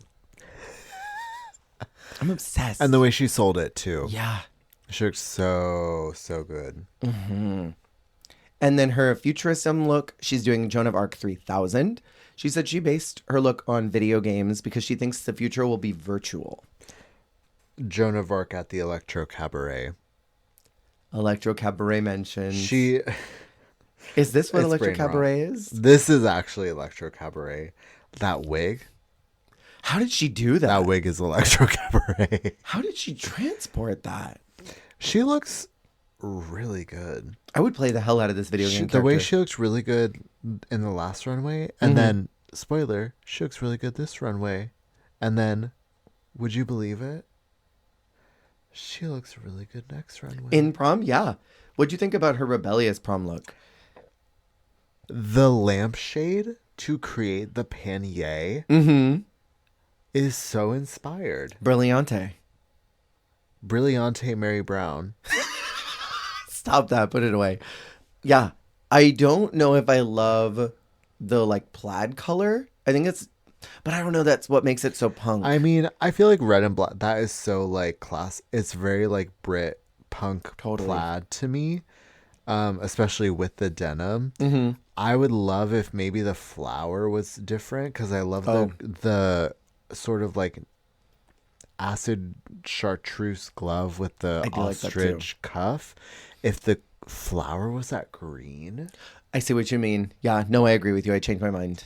I feel like I might live for that, but I lived for her regardless. It was diva down every single one of them.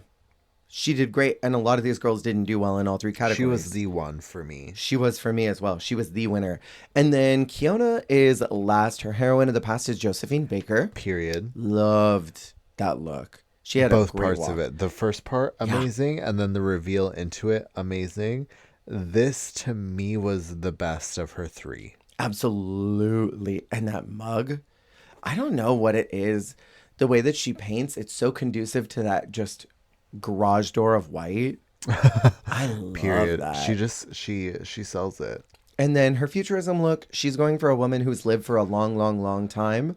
She mentions some alien from the Cabbage Soup by Louis de Funès. I don't know who that is, but it's very clearly an important reference because Daphne also got it. I didn't really get future from it, but I like it. Did you understand the holes in the sleeves? No. I just thought she looked like cheese. She did look like cheese. And I don't really get future from it. It looks like a paratrooper or something, or like a kite. Very that. Turn a kite into a dress. Project Runway Unconventional Material Challenge. And then her prom look, they all were saying kawaii. And I like a jumpsuit, but like the stuff he's tacked on it, I did not like. I thought I was like insane. I hated it. I did too. I thought this was awful. Yeah. And the styling choice of that bright magenta for the shoe, I hated those shoes with this look. I gotta be real. I felt a little disconnected with this one. I felt a little out of touch. Me too. Because the girls were living. She got a win for this. I was not one of the girls. I was not either. I think that this was Cookie's solo win. But if I was going to give a double to anyone, I would have given it to Mommy. Okay, period. I mean, I was glad that Cookie got the double win because when Kiona won first, I was legitimately mad. I was too. I was like, I'm what sorry. do you I mean? love Kiona. I think she's a diva. But I was like, girl, this was not your week. No. Like, the Josephine Baker look was tea to the nth Tea. degree. It was one of the fiercest looks of the whole night for sure. But followed by everything Cookie wore. Yes. Like, she just, to me, was such a clear, like, solo winner. But I'm glad she still got the win. Yeah. And I'm also like, so y'all really were just like, hey, Mr. Louboutin, I know you're making a custom made-to-order pair of shoes for a winner. Can you actually do two? Oh, can you? We and want also give both us a of them to discount. win. Can you give us two custom shoes? 2 wins. Please, can we have 2 wins? Christian, can we have 2 wins? Moon shares a story about her mom and how she's not really mentally present. She doesn't even know where she's at. So she doesn't even know who Moon is. And Moon wonders, like, does my mom even know that I'm here, like, presently? And I think this is the final straw of her, like, stepping into a conversation that maybe she wasn't adequately mentally prepared for. And I think that's the moment where she decided, oh, I gotta go. I can't be here anymore. Because she basically says in Untucked, I'm good. I gotta leave. It does not matter what happens. I gotta go. And I respect her for that. But before that happens, Nikki asks the question. And after we just got a season that nobody got asked, I was gooped. I'm like, oh my God, it's back. Gooped and unprepared. Let's see. Punani says Sarah and Moon for critiques, but then lands on Sarah. Mommy says Sarah since she already won twice and she can go home now. Moon says Sarah for the execution of her runway. Sarah says Moon since she's there to fight and she has to say a name. Kind of implying like she would have said her own name. Is that what you got from that? I mean, it's hard because they were trying to be like diplomatic and like, but also it was very like trying to preserve everyone's feelings, but also trying to preserve their own image, but also trying to, because I get what you mean, because it was like, well, I don't want to say I did bad. I'm not gonna besmirch myself, but I also don't want to besmirch my sister. Also, totally. I didn't do bad. I'm not saying myself. Yeah, totally. Cookie says Kiona since she's the main rival of the group, and then Kiona says Sarah's her main rival. I gooped because Cookie was just like, oh yeah, you're the rival. And Kiona says, you're not mine. You're like, well, I appreciate that I'm your rival, but mine is Sarah forever. Ooh, that got me together. That got me together. And they give a dual win to Cookie and Kiona. I really think it should have been Cookie and Mommy if it was a 2. But did it even need to be the 2? It didn't. It could have just been Cookie. Because for me, Cookie was the 1. She was. I think I'm down for a double win at some point in the season, and Mommy is needing a win right now. She needs one. She's been doing good. Mommy's been doing so good. I want her to get a win, so I would have given it to her this week. I mean, always rooting for her. And before they announce the lip sync, that's when Moon says, "Can I say something?" And breaks the news. I love that Nikki was so supportive and didn't do the thing that RuPaul tried to do to like. Maybe she didn't do this to Baby, and maybe I'm misremembering. Maybe this is someone else. Where she's like, "Is there anything that I could do to help you make this?" Didn't she say something like that to Baby? Yeah. I'm glad that Nikki was just like, "I'm an advocate of mental health. If you need to go, then I support you 100%, and I'm not going to fight you." I liked that. Yeah, and I mean, like, I also enjoyed that it was sort of framed and like taken as like it's I'm struggling, but like I'm taking my strength to like say I need this and like to make this choice. Mm-hmm. And like it was ultimately framed as like she, she had the strength to choose this and prioritize this and like come through with this. Absolute come through. Come through. I agree. And I think that helps a lot of young queer kids who see someone with their own mental health struggles and not thinking they have to power through something. Because I think a lot of folks just think, oh, I'll just deal with it. But she is saying in this moment, I am strong enough to realize I've got to step away. Stronger than yesterday. And they end up doing a lip sync for love.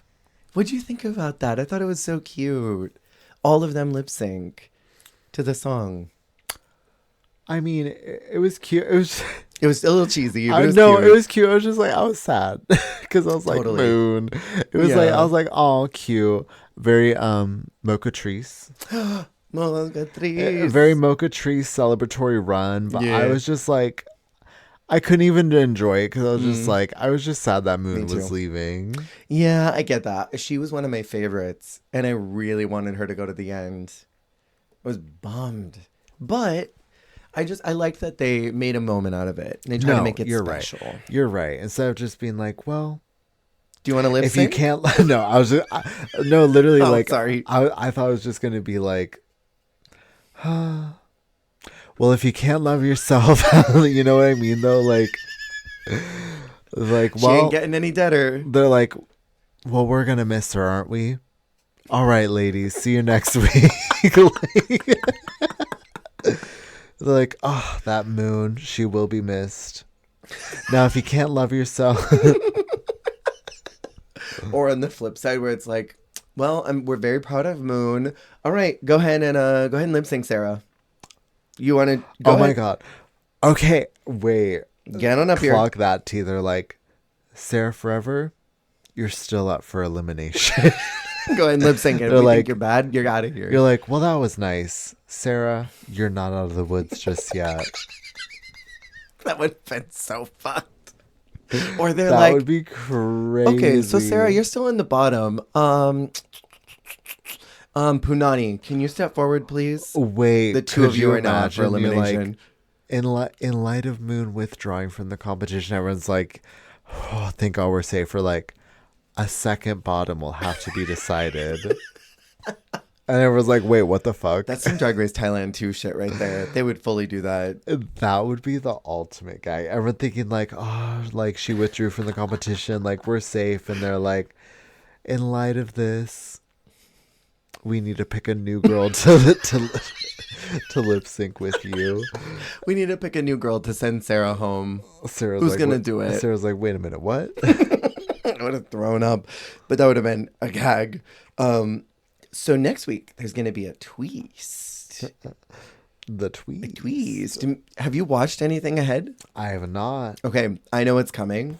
So I'm like, I can't wait to see how this turns out. The reverse, because last week, I had already watched ahead and I knew that Piche had hit the house. Yeah. Piche. While I was standing. And so now I'm scared. Yeah, this is very España 3, where you knew everything that was coming. Wait. That's fine. Wait, Kelly Roller? Kelly Roller. Well, it's like very España 3 where like you knew everything that was going to happen like going Kelly forward. Roller's coming back? They start the episode and Kelly Roller comes in. Jeannie Entrapado? I can't wait to see what happens next. And I just want to say, like, I'm glad that it wasn't a sad ending for Moon.